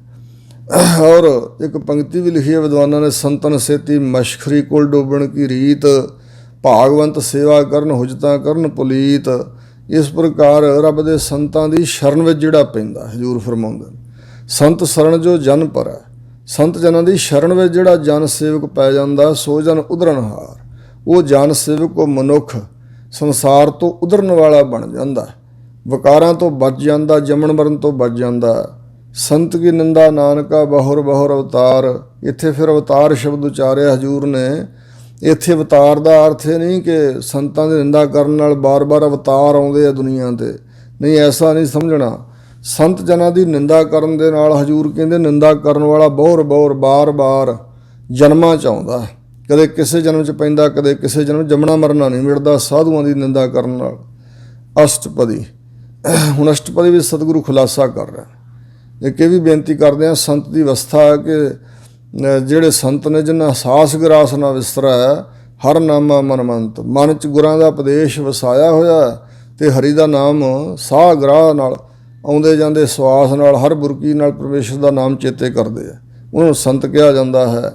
ਸੰਤ ਕਿਆ ਦੂਖਨ ਆਰਜਾ ਘਟਾ। ਜਿਹੜੇ ਐਸੇ ਸੰਤ ਹੈ ਉਹਨਾਂ 'ਤੇ ਦੂਸ਼ਣ ਲਾਉਣ ਨਾਲ, ਉਹਨਾਂ ਦੇ ਨਿੰਦਾ ਕਰਨ ਵਾਲੇ ਦੀ ਆਰਜਾ ਉਮਰ ਘਟ ਜਾਂਦੀ ਹੈ। ਸੋ ਜਿਵੇਂ ਯੋਗਾ ਅਭਿਆਸੀ ਜਿਹੜੇ ਹਨ ਉਹ ਸਮਾਧੀ ਲਾਉਣ ਕਰਕੇ ਉਹਨਾਂ ਦੀ ਉਮਰ, ਸਰੀਰ ਦੇ ਸਵਾਸ ਜਿਹੜੇ ਗਿਣਤੀ 'ਚ ਨਹੀਂ ਆਉਂਦੇ, ਇਸ ਕਰਕੇ ਉਮਰ ਵੱਧ ਜਾਂਦੀ ਹੈ। ਅਤੇ ਇਸੇ ਤਰ੍ਹਾਂ ਜਿਹੜਾ ਸੰਤਾਂ ਦੇ ਪ੍ਰਤੀ ਭੈੜੀ ਬਿਰਤੀ ਰੱਖਦਾ, ਨਿੰਦਾ ਹੀ ਕਰੀ ਜਾਂਦਾ ਬਿਨਾਂ ਕਾਰਨ ਤੋਂ। ਇੱਕ ਆਦਮੀ ਸੁਣਿਆ ਮੈਂ, ਉਹ ਹੈ ਤਾਂ ਪ੍ਰਚਾਰਕ, ਸੰਤ ਅਤਰ ਸਿੰਘ ਸਾਹਿਬ ਦੀ ਨਿੰਦਾ ਕਰਦਾ, ਕਹਿੰਦਾ ਉਹ ਅੰਗਰੇਜ਼ਾਂ ਦੇ ਪਿੱਠੂ ਸੀ, ਅੰਗਰੇਜ਼ਾਂ ਨੇ ਪੈਦਾ ਕੀਤੇ ਹੋਏ ਸੀ। ਸਵਾਸ ਬਚਪਨ ਤੋਂ ਲੈ ਕੇ ਭਜਨ ਕਰਨ ਵਾਲੇ ਮਹਾਂਪੁਰਸ਼ ਏਡਾ ਵੱਡਾ ਸਿੱਖੀ ਦਾ ਪ੍ਰਚਾਰ ਕਰਕੇ ਲੱਖਾਂ ਲੋਕਾਂ ਨੂੰ ਸਤਿਗੁਰੂ ਮਹਾਰਾਜ ਦੇ ਚਰਨਾਂ ਨਾਲ ਜੋੜਿਆ। ਉਹਨਾਂ ਦੀ ਨਿੰਦਾ ਕਰਨ ਤੋਂ ਵੀ ਲੋਕ ਸੰਕੋਚ ਨਹੀਂ ਕਰਦੇ। ਆਪ ਨਾ ਦੇਹ ਚੁਰੂ ਭਰ ਪਾਣੀ ਤਿਹ ਨਿੰਦਾ ਜਿਹ ਗੰਗਾ ਨੀ। ਇੰਨੀ ਨਫ਼ਰਤ, ਇੰਨੀ ਨਿੰਦਿਆ, ਇਹ ਨਿੰਦਿਆ ਕਰਦਿਆਂ ਸੁਭਾਅ ਬਣ ਕੇ ਫਿਰ ਉਸ ਉੱਪਰਲੇ ਦਰਜੇ ਨੂੰ ਜਾ ਹੱਥ ਪਾਉਂਦੇ ਆ। ਇਹ ਨਰਕਾਂ 'ਚ ਪੈਣ ਵਾਲੀ ਗੱਲ ਆ, ਡੁੱਬਣ ਵਾਲੀ ਗੱਲ ਆ। ਉਹ ਸੁਣ ਕੇ ਵੀ ਲੋਕ ਡੁੱਬਣਗੇ ਉਹਨਾਂ ਤੋਂ ਪ੍ਰਚਾਰ ਸੁਣ ਕੇ। ਸੋ ਹਜ਼ੂਰ ਕਹਿੰਦੇ ਸੰਤ ਕਿਆ ਦੁੱਖ ਨੇ ਆਰਜਾ ਘਟਾ। ਆਪਣੀ ਵੀ ਉਮਰ ਘਟ ਜਾਂਦੀ ਹੈ, ਭਾਵ ਘਟਦੀ ਬੇਅਰਥ ਵੀ ਜਾਂਦੀ ਹੈ। ਨਿੰਦਿਆ ਕਰਦਿਆਂ ਨਿੰਦਕ ਨਿੰਦਾ ਕਰਮਲ ਧੋਵੈ ਮਲ ਪਖਮਾਇਆ ਧਾਰੀ। ਜਾਂ ਹਜ਼ੂਰ ਨੇ ਕਿਹਾ ਸਾਧ ਕਾ ਨਿੰਦਕ ਕੈਸੇ ਤਰਹੁ ਸਰ ਪਰ ਜਨ, ਸਾਧ ਕਾ ਨਿੰਦਕ ਕੈਸੇ ਤਰੈ ਸਰ ਪਰ ਜਨ ਉਹ ਨਰਕ ਹੀ ਪਰੈ। ਜ਼ਰੂਰ ਪਰ ਜ਼ਰੂਰ ਜਾਣ ਲਓ ਨਰਕਾਂ 'ਚ ਹੀ ਪੈਂਦਾ ਉਹ। ਸੋ ਇਸ ਪ੍ਰਕਾਰ ਸੰਤਨ ਕਿਆ ਦੂਖਨ ਜਮ ਤੇ ਨਹੀਂ ਛੁੱਟਾ। ਸੰਤ ਜਨਾਂ ਦੀ ਨਿੰਦਿਆ ਦੀ ਵਜ੍ਹਾ ਕਰਕੇ ਕਦੇ ਵੀ ਜਮਾਂ ਤੋਂ ਛੁੱਟ ਨਹੀਂ ਸਕੇਗਾ ਉਹ ਵਿਅਕਤੀ। ਸੰਤ ਕਿਆ ਦੂਖਨ ਸੁਖ ਸਭ ਜਾਏ। ਸੰਤ ਜਨਾਂ 'ਤੇ ਦੂਸ਼ਣ ਲਾਉਣ ਨਾਲ, ਨਿੰਦਿਆ ਕਰਨ ਦੇ ਨਾਲ ਸਾਰਾ ਸੁਖ ਚਲਿਆ ਜਾਂਦਾ। ਸੰਤ ਕਿਆ ਦੂਖਨ ਨਰਕ ਮਹਿ ਪਾਏ। ਸੰਤ ਜਨਾਂ ਦੀ ਨਿੰਦਿਆ ਕਰਨ ਕਰਕੇ ਪਰਮੇਸ਼ਰ ਉਸ ਜੀਵ ਨੂੰ ਨਰਕਾਂ 'ਚ ਪਾਉਂਦਾ ਹੈ। ਸੰਤ ਕਿਆ ਦੂਖਨ ਮਤ ਹੋਏ ਮਲੀਨ। ਸੰਤ ਜਨਾਂ ਦੀ ਨਿੰਦਿਆ ਕਰਨ ਨਾਲ, ਦੂਸ਼ਣ ਲਾਉਣ ਨਾਲ, ਦੂਸ਼ਣ ਲਾਉਣ ਵਾਲੇ ਦੀ ਜਿਹੜੀ ਮਤ, ਬੁੱਧੀ, ਅਕਲ ਆ ਉਹ ਮਲੀਨ ਹੋ ਜਾਂਦੀ, ਬੁੱਧੀ ਮਲੀਨ ਹੋ ਜਾਂਦੀ ਹੈ। ਸੰਤ ਕਿਆ ਦੂਖਨ ਸੋਭਾ ਤੇ ਹੀਨ। ਸੰਤ ਜਨਾਂ ਦੇ ਤਾਂ ਹੀ ਦੂਸ਼ਣ ਲਾਉਣ ਕਰਕੇ ਲੋਕ ਪਰਲੋਕ ਦੀ ਜਿਹੜੀ ਨਿੰਦਾ ਉਹ ਪ੍ਰਾਪਤ ਹੁੰਦੀ ਹੈ, ਸੋਭਾ ਤੋਂ ਹੀਣਾ ਹੋ ਜਾਂਦਾ ਮਨੁੱਖ। ਸੰਤ ਕੇ ਹੱਤੇ ਕੋ ਰੱਖਿਆ ਨਾ ਕੋਏ। ਜਿਹੜਾ ਸੰਤ ਦਾ ਮਾਰਿਆ ਹੋਇਆ ਉਹਨੂੰ ਕੋਈ ਬਚਾ ਨਹੀਂ ਸਕਦਾ ਹੈ। ਜੇ ਸੰਤ ਜਨ ਕੋਈ ਐਸਾ ਬਚਨ ਕਰ ਦੇਣ ਤੇ ਫਿਰ ਉਸ ਬਚਨ ਦੀ ਕਾਟ ਕੋਈ ਨਹੀਂ ਕਰ ਸਕਦਾ, ਕੋਈ ਰੱਖਿਆ ਨਹੀਂ ਕਰ ਸਕਦਾ, ਉੱਥੋਂ ਬਚਾ ਨਹੀਂ ਸਕਦਾ ਉਸ ਨੂੰ ਕੋਈ ਵੀ। ਸੰਤ ਕਿਆ ਦੂਖਨ ਥਾਨ ਭ੍ਰਸ਼ਟ ਹੋਏ। ਇੱਥੋਂ ਤੱਕ ਲਿਖਿਆ ਦਰਬਾਸ਼ਾ ਰਿਹੀ ਜਿਹੜਾ ਸੀ ਉਹਨੂੰ ਮਖੌਲ ਕਰਦੇ ਸੀ ਜਾਦਵਾਂ ਦੇ ਬੱਚੇ, ਬਹੁਤਾ ਤੰਗ ਕੀਤਾ ਸੀ। ਸੁਤੇ ਸੁਤ ਵਚਨ ਕੀਤਾ, ਕਹਿੰਦੇ ਇੱਥੋਂ ਪੈਦਾ ਹੋਣਾ ਜਿਹਨੇ ਤੁਹਾਡੀ ਕੁਲ ਦਾ ਨਾਸ ਕਰਨਾ। ਇੱਕ ਬੱਚੇ ਦੇ ਢਿੱਡ ਤੇ ਬਾਟੀ ਬੰਨ੍ਹ ਕੇ ਉੱਪਰ ਦੀ ਕੱਪੜਾ ਦੇ ਕੇ ਕਹਿਣ ਲੱਗੇ, ਰਿਸ਼ੀ ਜੀ ਦੱਸੋ ਇੱਥੋਂ ਕਿਹਨੇ ਜੰਮਣਾ? ਕਹਿਣ ਲੱਗੇ ਜਾਓ ਆਪਣਾ ਕੰਮ ਕਰੋ, ਸਤਾਓ ਨਾ। ਪਰ ਨਾ ਹੀ ਹਟੇ, ਬਾਰ-ਬਾਰ ਗਏ। ਫਿਰ ਦੁਰਵਾਸ਼ਾ ਨੇ ਕਿਹਾ ਇੱਥੋਂ ਉਹ ਜੰਮਣਾ ਜਿਹਨੇ ਤੁਹਾਡੀ ਕੁਲ ਦਾ ਬੰਸ ਦਾ ਨਾਸ ਕਰਨਾ, ਜਾਦਵਾਂ ਦਾ। ਫਿਰ ਇਹਨਾਂ ਨੇ ਉਹ ਬਾਟੀ ਜਿਹੜੀ ਸੀ ਸਮੁੰਦਰ ਕੰਢੇ ਜਾ ਕੇ ਘਸਾਈ ਸੀ ਅਤੇ ਕੁਝ ਉਹਦਾ ਹਿੱਸਾ ਬਚ ਗਿਆ, ਸਮੁੰਦਰ ਸੁੱਟ ਦਿੱਤਾ। ਉਹ ਮੱਛੀ ਦੇ ਪੇੜ ਚਲਿਆ ਗਿਆ ਅਤੇ ਬਾਕੀ ਜਿੱਥੇ ਬਾਟੀ ਘਸਾਈ ਸੀ ਉੱਥੇ ਵਿਸ਼ੇਸ਼ ਕਿਸਮ ਦੀ ਦਬ ਪੈਦਾ ਹੋਈ ਅਤੇ ਉੱਥੇ ਇੱਕ ਜੋੜ ਮੇਲਾ ਹੋਇਆ। ਉਸ ਦਬ ਦੀਆਂ ਡਾਂਗਾਂ ਬਣਾ ਲਈਆਂ ਅਤੇ ਉੱਥੋਂ ਫਿਰ ਆਪਸ ਵਿੱਚ ਲੜ ਕੇ ਮਰੇ ਸੀ। ਅਤੇ ਬਾਕੀ ਕ੍ਰਿਸ਼ਨ ਜੀ ਦਾ ਹਿੱਸਾ ਉਹ ਮੱਛੀ ਦੇ ਪੇਟ ਜਿਹੜਾ ਗਿਆ ਸੀ, ਉਹ ਫੰਦਕ ਨੇ ਮੱਛੀ ਪਕੜੀ, ਪੇਟ ਚੀਰਿਆ ਅਤੇ ਉਹ ਜਿਹੜਾ ਤਿੱਖਾ ਜਿਹਾ ਹਿੱਸਾ ਸੀ ਨਾ ਛੁਰੀ ਵਰਗਾ, ਉਹ ਆਪਣੇ ਤੀਰ ਦੇ ਅੱਗੇ ਮੁਖੀ ਵਜੋਂ ਬਣਾ ਲਿਆ। ਅਤੇ ਫਿਰ ਪ੍ਰਭਾਸ ਖੇਤਰ 'ਤੇ ਕ੍ਰਿਸ਼ਨ ਜੀ ਗੋਡੇ 'ਤੇ ਲੱਤ ਰੱਖ ਕੇ ਬਿਰਾਜੇ ਹੋਏ ਸੀ, ਤਾਂ ਉਹਨੇ ਚਰਨ ਕਮਲਾ ਜਿਹੜਾ ਪਦਮ ਸੀ ਕ੍ਰਿਸ਼ਨ ਦੇ ਚਰਨ ਵਿੱਚ, ਉਹ ਲਿਸ਼ਕਿਆ। ਉਹਨੇ ਹਿਰਨ ਦੀ ਅੱਖ ਸਮਝ ਕੇ ਤੀਰ ਮਾਰਿਆ। ਜਿਸ ਵੇਲੇ ਕ੍ਰਿਸ਼ਨ ਜੀ ਵੱਜਾ ਆ ਕੇ ਉਹ ਪਹੁੰਚਾ ਨੇੜੇ ਅਤੇ ਮੈਂ ਆਪਣਾ ਸ਼ਿਕਾਰ ਪਕੜਾਂ, ਤਾਂ ਕ੍ਰਿਸ਼ਨ ਜੀ ਨੂੰ ਵੇਖਿਆ ਫਿਰ ਚਰਨੀ ਡਿੱਗਾ ਸੀ ਫੰਦਕ। ਤਾਂ ਉਸ ਵੇਲੇ ਕ੍ਰਿਸ਼ਨ ਜੀ ਨੇ ਕਿਹਾ, ਨਹੀਂ ਇਹ ਸਾਡੇ ਹਿੱਸੇ ਦਾ ਹੀ ਸੀ ਭਾਈ, ਤੇਰਾ ਕੋਈ ਕਸੂਰ ਨਹੀਂ, ਇਹਦੇ ਨਾਲ ਹੀ ਸਾਡਾ ਸਰੀਰ ਸ਼ਾਂਤ ਹੋਣਾ। ਭਾਵੇਂ ਉਹਦਾ ਭਲਾ ਕਰਤਾ ਸ਼ਰਨ ਪੈਣ ਕਰਕੇ, ਪਰ ਦੁਰਵਾਸ਼ਾ ਰਿਸ਼ੀ ਦਾ ਕਿਹਾ ਹੋਇਆ ਵਚਨ ਜਿਹੜਾ ਸੀ ਵਿਰਥਾ ਨਹੀਂ ਗਿਆ। ਸੋ ਇਸ ਪ੍ਰਕਾਰ ਹਜ਼ੂਰ ਕਹਿੰਦੇ ਨੇ, ਸੰਤ ਕਾ ਦੂਖਨ ਮਤ ਹੋਏ ਮਲੀਨ, ਸੰਤ ਕਾ ਦੂਖਨ ਸੁਭਾ ਤੇ ਹੀਨ, ਸੰਤ ਕੇ ਹੱਤੇ ਕੋ ਰੱਖਿਆ ਨਾ ਕੋਈ। ਸੰਤ ਦੇ ਹੱਤੇ ਮਾਰੇ ਹੋਏ ਨੂੰ ਕੋਈ ਬਚਾ ਨਹੀਂ ਸਕਦਾ, ਰੱਖਿਆ ਨਹੀਂ ਕਰਦਾ। ਸੰਤ ਕਾ ਦੂਖਨ ਥਾਨ ਭ੍ਰਸ਼ਟ ਹੋਏ। ਸੰਤ ਜਨਾਂ ਦੇ ਤਾਂ ਹੀ ਦੂਸ਼ਣ ਲਾਉਣ ਕਰਕੇ, ਜਿਹੜਾ ਦੂਸ਼ਣ ਲਾਉਣ ਵਾਲਾ ਜਿਸ ਸਥਾਨ 'ਤੇ ਵਸਦਾ ਉਹ ਥਾਂ ਹੀ ਭ੍ਰਸ਼ਟ ਹੋ ਜਾਂਦਾ ਹੈ, ਜਿੱਥੇ ਸੰਤਾਂ ਦੀ ਨਿੰਦਾ ਹੁੰਦੀ ਹੈ। ਇਸੇ ਪ੍ਰਕਾਰ ਜਿਹੜਾ ਹਿਰਦਾ ਰੂਪੀ ਥਾਂ ਹੈ ਉਹਦਾ ਭ੍ਰਸ਼ਟ ਹੋ ਜਾਂਦਾ ਹੈ। ਸੰਤ ਕਿਰਪਾਲ ਕਿਰਪਾ ਜੇ ਕਰੇ, ਪਰ ਜੇ ਕੋਈ ਸਾਧੂ ਜਨਾਂ ਦੀ ਸ਼ਰਨ ਪੈ ਜਾਵੇ ਫਿਰ ਵੀ ਨਿੰਦਾ ਕਰਨ ਵਾਲਾ, ਅਤੇ ਸੰਤ ਕਿਰਪਾਲੂ ਹੋ ਜਾਣ, ਉਹ ਆਪਣੀ ਨਿੰਦਾ ਦੀ ਪ੍ਰਵਾਹ ਨਹੀਂ ਕਰਦੇ ਵੀ ਸਾਡੀ ਕਿਸੇ ਨੇ ਨਿੰਦਾ ਕੀਤੀ ਹੈ। ਫਿਰ ਵੀ ਜੇ ਦਇਆ ਦੇ ਘਰ 'ਚ ਆ ਜਾਣ, ਕਿਰਪਾਲੂ ਹੋ ਜਾਣ, ਜੇ ਉਹ ਸੰਤ ਕਿਰਪਾ ਕਰ ਦੇਵੇ ਉਸ ਦੇ ਉੱਪਰ, ਤਾਂ ਨਾਨਕ ਸੰਤ ਸੰਗ ਨਿੰਦਕ ਪੀਤਰ ਹੈ। ਤਾਂ ਹਜ਼ੂਰ ਫਰਮਾਉਂਦੇ ਨੇ, ਫਿਰ ਸੰਤ ਜਨਾਂ ਦੀ ਸੰਗਤ ਵਿੱਚ ਵੱਸਦਾ ਹੋਇਆ ਨਿੰਦਕ ਵੀ ਤਰ ਜਾਂਦਾ ਸੰਸਾਰ ਤੋਂ। ਅਨੇਕਾਂ ਸਾਧੂਆਂ ਦੀਆਂ ਉਦਾਹਰਨਾਂ ਐਗਜ਼ਾਮਪਲਾਂ ਸਾਖੀਆਂ ਹਨ ਕਿ ਨਿੰਦਕ ਜਨ ਜਾਂ ਬੁਰੇ ਕਰਮ ਕਰਨ ਵਾਲੇ ਜਦੋਂ ਉਹਨਾਂ ਦੀ ਸੰਗਤ 'ਚ ਆਏ, ਸ਼ਰਨ ਪੈ ਗਏ, ਤਾਂ ਉਹ ਉਦਾਹਰਨ ਨੂੰ ਪ੍ਰਾਪਤ ਹੋਏ। ਸੋ ਸੰਤ ਕੈ ਦੂਖਨ ਤੇ ਮੁਖ ਭਵੈ। ਸੰਤ ਜਨਾਂ 'ਤੇ ਦੂਸ਼ਣ ਲਾਉਣ ਨਾਲ, ਨਿੰਦਾ ਕਰਨ ਨਾਲ ਮੂੰਹ ਭੌਂ ਜਾਂਦਾ, ਮੂੰਹ ਵਿੰਗਾ ਹੋ ਜਾਂਦਾ, ਜਿਵੇਂ ਲਕਵਾ ਮਾਰ ਜਾਂਦਾ, ਇਸੇ ਤਰ੍ਹਾਂ ਮੂੰਹ ਭੌਂ ਜਾਂਦਾ, ਪਰਮੇਸ਼ਰ ਵੱਲੋਂ ਨਾਸਤਕ ਬਣ ਜਾਂਦਾ ਜੀਵ। ਸੰਤ ਕੈ ਦੂਖਨ ਕਾਗ ਜਿਉਂ ਲਵੈ। ਸੰਤ ਜਨਾਂ ਦੇ ਨਿੰਦਿਆ ਕਰਨ ਦੇ ਨਾਲ ਫਿਰ ਮਨੁੱਖ ਇਉਂ ਬੋਲੀ ਜਾਂਦਾ ਜਿਵੇਂ ਕਾਂ ਕੁਰਲਾਉਂਦਾ। ਲਵੈ ਮੈਨੇ ਬੋਲਣਾ, ਕਾਂ ਦੀ ਨਿਆਈ ਉਹਦੀ ਬੋਲੀ ਆ, ਬਚਨ ਹੈ, ਜੋ ਕੁਝ ਵਿਅਰਥ ਬੋਲਦਾ ਉਹ। ਸੰਤਨ ਕੈ ਦੂਖਨ ਸਰਪ ਜੋਨ ਪਾਏ। ਸੰਤ ਜਨਾਂ ਦੀ ਨਿੰਦਿਆ ਕਰਨ ਦੀ ਵਜ੍ਹਾ ਨਾਲ ਮਨੁੱਖ ਸੱਪ ਦੀ ਜੂਨ ਪ੍ਰਾਪਤ ਕਰਦਾ, ਭਾਵ ਸੱਪਾਂ ਆਦਿਕਾਂ ਦੇ ਜੂਨਾਂ 'ਚ ਪੈਣਾ ਪੈ ਜਾਂਦਾ ਹੈ। ਸੰਤ ਕੈ ਦੂਖਨ ਤ੍ਰਿਗਦ ਜੋਨ ਕਰਮਾਏ। ਸੰਤ ਜਨਾਂ 'ਤੇ ਦੂਸ਼ਣ ਰੋਪਣ ਨਾਲ, ਝੂਠੀ ਨਿੰਦਿਆ ਉਹਨਾਂ ਦੀ ਕਰਨ ਦੇ ਨਾਲ ਜਿਹੜੇ ਤ੍ਰਿਗਦ ਜੂਨਾਂ ਹਨ ਕਿਰਮਾ ਆਦਿਕਾਂ ਦੀਆਂ, ਤ੍ਰਿਗਦ ਢਿੱਡ ਘਸਾ ਕੇ ਤੁਰਨ ਵਾਲੀਆਂ ਜਿਹੜੀਆਂ ਜੂਨਾਂ ਨੂੰ ਤ੍ਰਿਗਦ ਜੂਨਾਂ ਕਿਹਾ ਜਾਂਦਾ। ਕਿਰਮਾ ਆਦਿਕਾਂ ਦੀਆਂ ਢਿੱਡ ਘਸਾ ਕੇ ਤੁਰਨ ਵਾਲੇ ਸੱਪ ਆਦਿਕ ਜਿਹੜੇ ਹਨ। ਸੋ ਇਸੇ ਪ੍ਰਕਾਰ ਹੋਰ ਵੀ ਅਨੇਕਾਂ ਜੀਵ ਨੇ ਜਿਹੜੇ ਢਿੱਡ ਘਸਾ ਕੇ ਤੁਰਦੇ ਆ, ਉਹਨਾਂ ਜੂਨਾਂ ਜੀਵ ਪੈਂਦਾ। ਸੰਤਨ ਕੈ ਦੂਖਨ ਤ੍ਰਿਸ਼ਨਾ ਮਹਿ ਜਲੈ। ਸੰਤ ਜਨਾਂ 'ਤੇ ਦੂਸ਼ਣ ਲਾਉਣ ਦੇ ਨਾਲ ਜੋ ਵਿਅਕਤੀ ਹੈ ਤ੍ਰਿਸ਼ਨਾ ਵਿੱਚ ਪਿਆ ਹੋਇਆ ਜਲਦਾ ਰਹਿੰਦਾ, ਸੜਦਾ ਰਹਿੰਦਾ, ਤ੍ਰਿਸ਼ਨਾ ਮੁੱਕਦੀ ਨਹੀਂ ਹੈ। ਸੰਤ ਕੈ ਦੂਖਨ ਸਭ ਕੁਛ ਛਲੈ। ਜਿਹੜਾ ਸੰਤਾਂ 'ਤੇ ਦੂਸ਼ਣ ਰੋਪਦਾ ਨਾ, ਦੂਸ਼ਣ ਲਾਉਂਦਾ, ਨਿੰਦਾ ਕਰਦਾ, ਉਹਨੂੰ ਸਭ ਕੋਈ ਛਲਦਾ ਹੈ, ਫਿਰ ਉਹ ਸਾਰਿਆਂ ਦੁਆਰਾ ਛਲਿਆ ਜਾਂਦਾ ਹੈ। ਸੰਤ ਕੈ ਦੂਖਨ ਤੇਜ ਸਭ ਜਾਏ। ਸੰਤ ਜਨਾਂ 'ਤੇ ਦੂਸ਼ਣ ਲਾਉਣ ਦੇ ਨਾਲ ਜਿਹੜਾ ਮਨੁੱਖ ਦਾ ਆਪਣਾ ਤੇਜ ਪ੍ਰਤਾਪ ਹੈ ਨਾ, ਥੋੜ੍ਹਾ ਬਹੁਤਾ ਸੰਸਾਰ 'ਚ ਜਿੰਨਾ ਵੀ ਹੈ ਉਹ ਸਾਰਾ ਚਲਿਆ ਜਾਂਦਾ, ਤੇਜ ਹੀ ਨਹੀਂ ਰਹਿ ਜਾਂਦਾ। ਸੰਤ ਕੈ ਦੂਖਨ ਨੀਚ ਨੀਚ ਆਏ। ਸੰਤ ਜਨਾਂ ਦੇ ਤਾਂ ਹੀ ਦੂਸ਼ਣ ਲਾਉਣ ਕਰਕੇ, ਨਿੰਦਾ ਕਰਨ ਦੇ ਕਰਕੇ ਨੀਚ ਨਚਾਏ, ਨੀਚਾਂ ਤੋਂ ਨੀਚ ਬਣ ਜਾਂਦਾ, ਨੀਵਿਆਂ ਤੋਂ ਨੀਵਾਂ ਹੋ ਜਾਂਦਾ। ਸੰਤ ਦੋਖੀ ਕਾ ਥਾਉ ਕੋ ਨਾ ਹੈ। ਜਿਹੜਾ ਸੰਤ ਜਨਾਂ ਦਾ ਦੋਖੀ ਹੈ ਨਾ, ਸੰਤਾਂ ਦਾ ਮਾਰੇ, ਸੰਤਾਂ ਨਿੰਦਾ ਕਰਨ ਵਾਲਾ, ਉਹਦਾ ਕੋਈ ਥਾਂ ਹੀ ਨਹੀਂ ਹੈ। ਨਾਨਕ ਸੰਤ ਭਾਵ ਹੈ ਤਾਂ ਉਹ ਭੀਗਤ ਪਾ ਹੈ। ਹਜ਼ੂਰ ਫਰਮਾਉਂਦੇ ਨੇ ਗੁਰੂ ਅਰਜਨ ਦੇਵ ਜੀ ਵੀ ਜੇ ਉਹਨਾਂ ਸੰਤਾਂ ਨੂੰ ਭਾ ਜਾਏ ਜਿਨ੍ਹਾਂ ਦੀ ਨਿੰਦਾ ਕਰਦਾ, ਜੇ ਚੰਗਾ ਲੱਗੇ ਦਇਆ ਦ੍ਰਿਸ਼ਟੀ ਕਰਨ ਤਾਂ ਉਹ ਨਿੰਦਕ ਵੀ ਗਤ ਪ੍ਰਾਪਤ ਕਰਦਾ, ਉੱਚੀ ਅਵਸਥਾ ਪ੍ਰਾਪਤ ਕਰ ਸਕਦਾ, ਮੁਕਤੀ ਪ੍ਰਾਪਤ ਕਰ ਲੈਂਦੇ ਹਨ ਉਹ ਨਿੰਦਾ ਕਰਨ ਵਾਲੇ ਵੀ। ਸੰਤ ਕਾ ਨਿੰਦਕ ਮਹਾ ਅਤਤਾਈ, ਜਿਹੜਾ ਸੰਤ ਜਨਾਂ ਦੀ ਨਿੰਦਿਆ ਕਰਨ ਵਾਲਾ ਉਹ ਮਹਾਨ ਅਤਤਾਈ ਕਰਨ ਵਾਲਾ, ਅਤ ਅਤਿਅੰਤ ਭੈੜੇ ਕਰਮ ਕਰਨ ਵਾਲਾ, ਬਹੁਤ ਵੱਡਾ ਪਾਪ ਹੈ ਜਾਨੀ ਸੰਤ ਜਨਾਂ ਦੀ ਨਿੰਦਾ ਕਰਨਾ।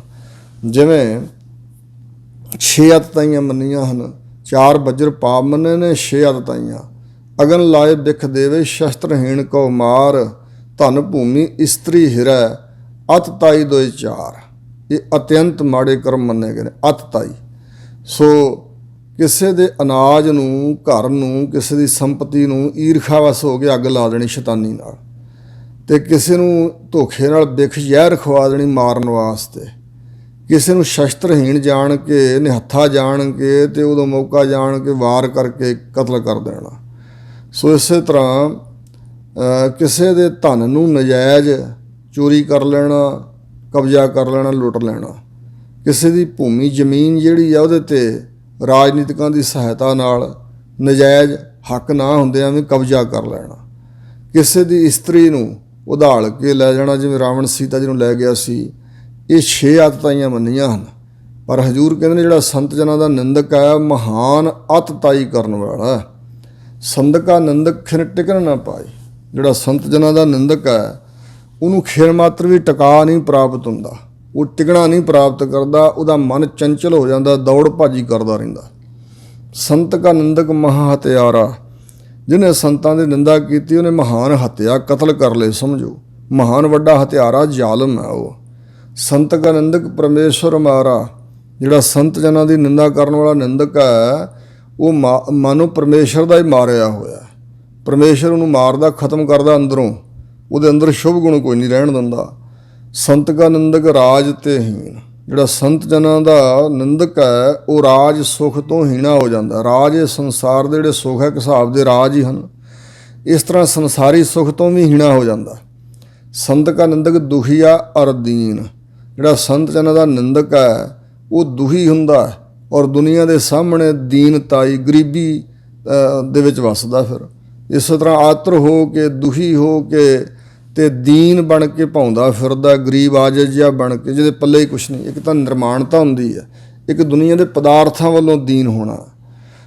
ਸੰਤ ਕੇ ਨਿੰਦਕ ਕੋ ਸਰਬ ਰੋਗ, ਸੰਤ ਜਨਾਂ ਦੀ ਨਿੰਦਾ ਕਰਨ ਵਾਲੇ ਨਿੰਦਕ ਨੂੰ ਸਾਰੇ ਹੀ ਰੋਗ ਚੰਬੜ ਜਾਂਦੇ।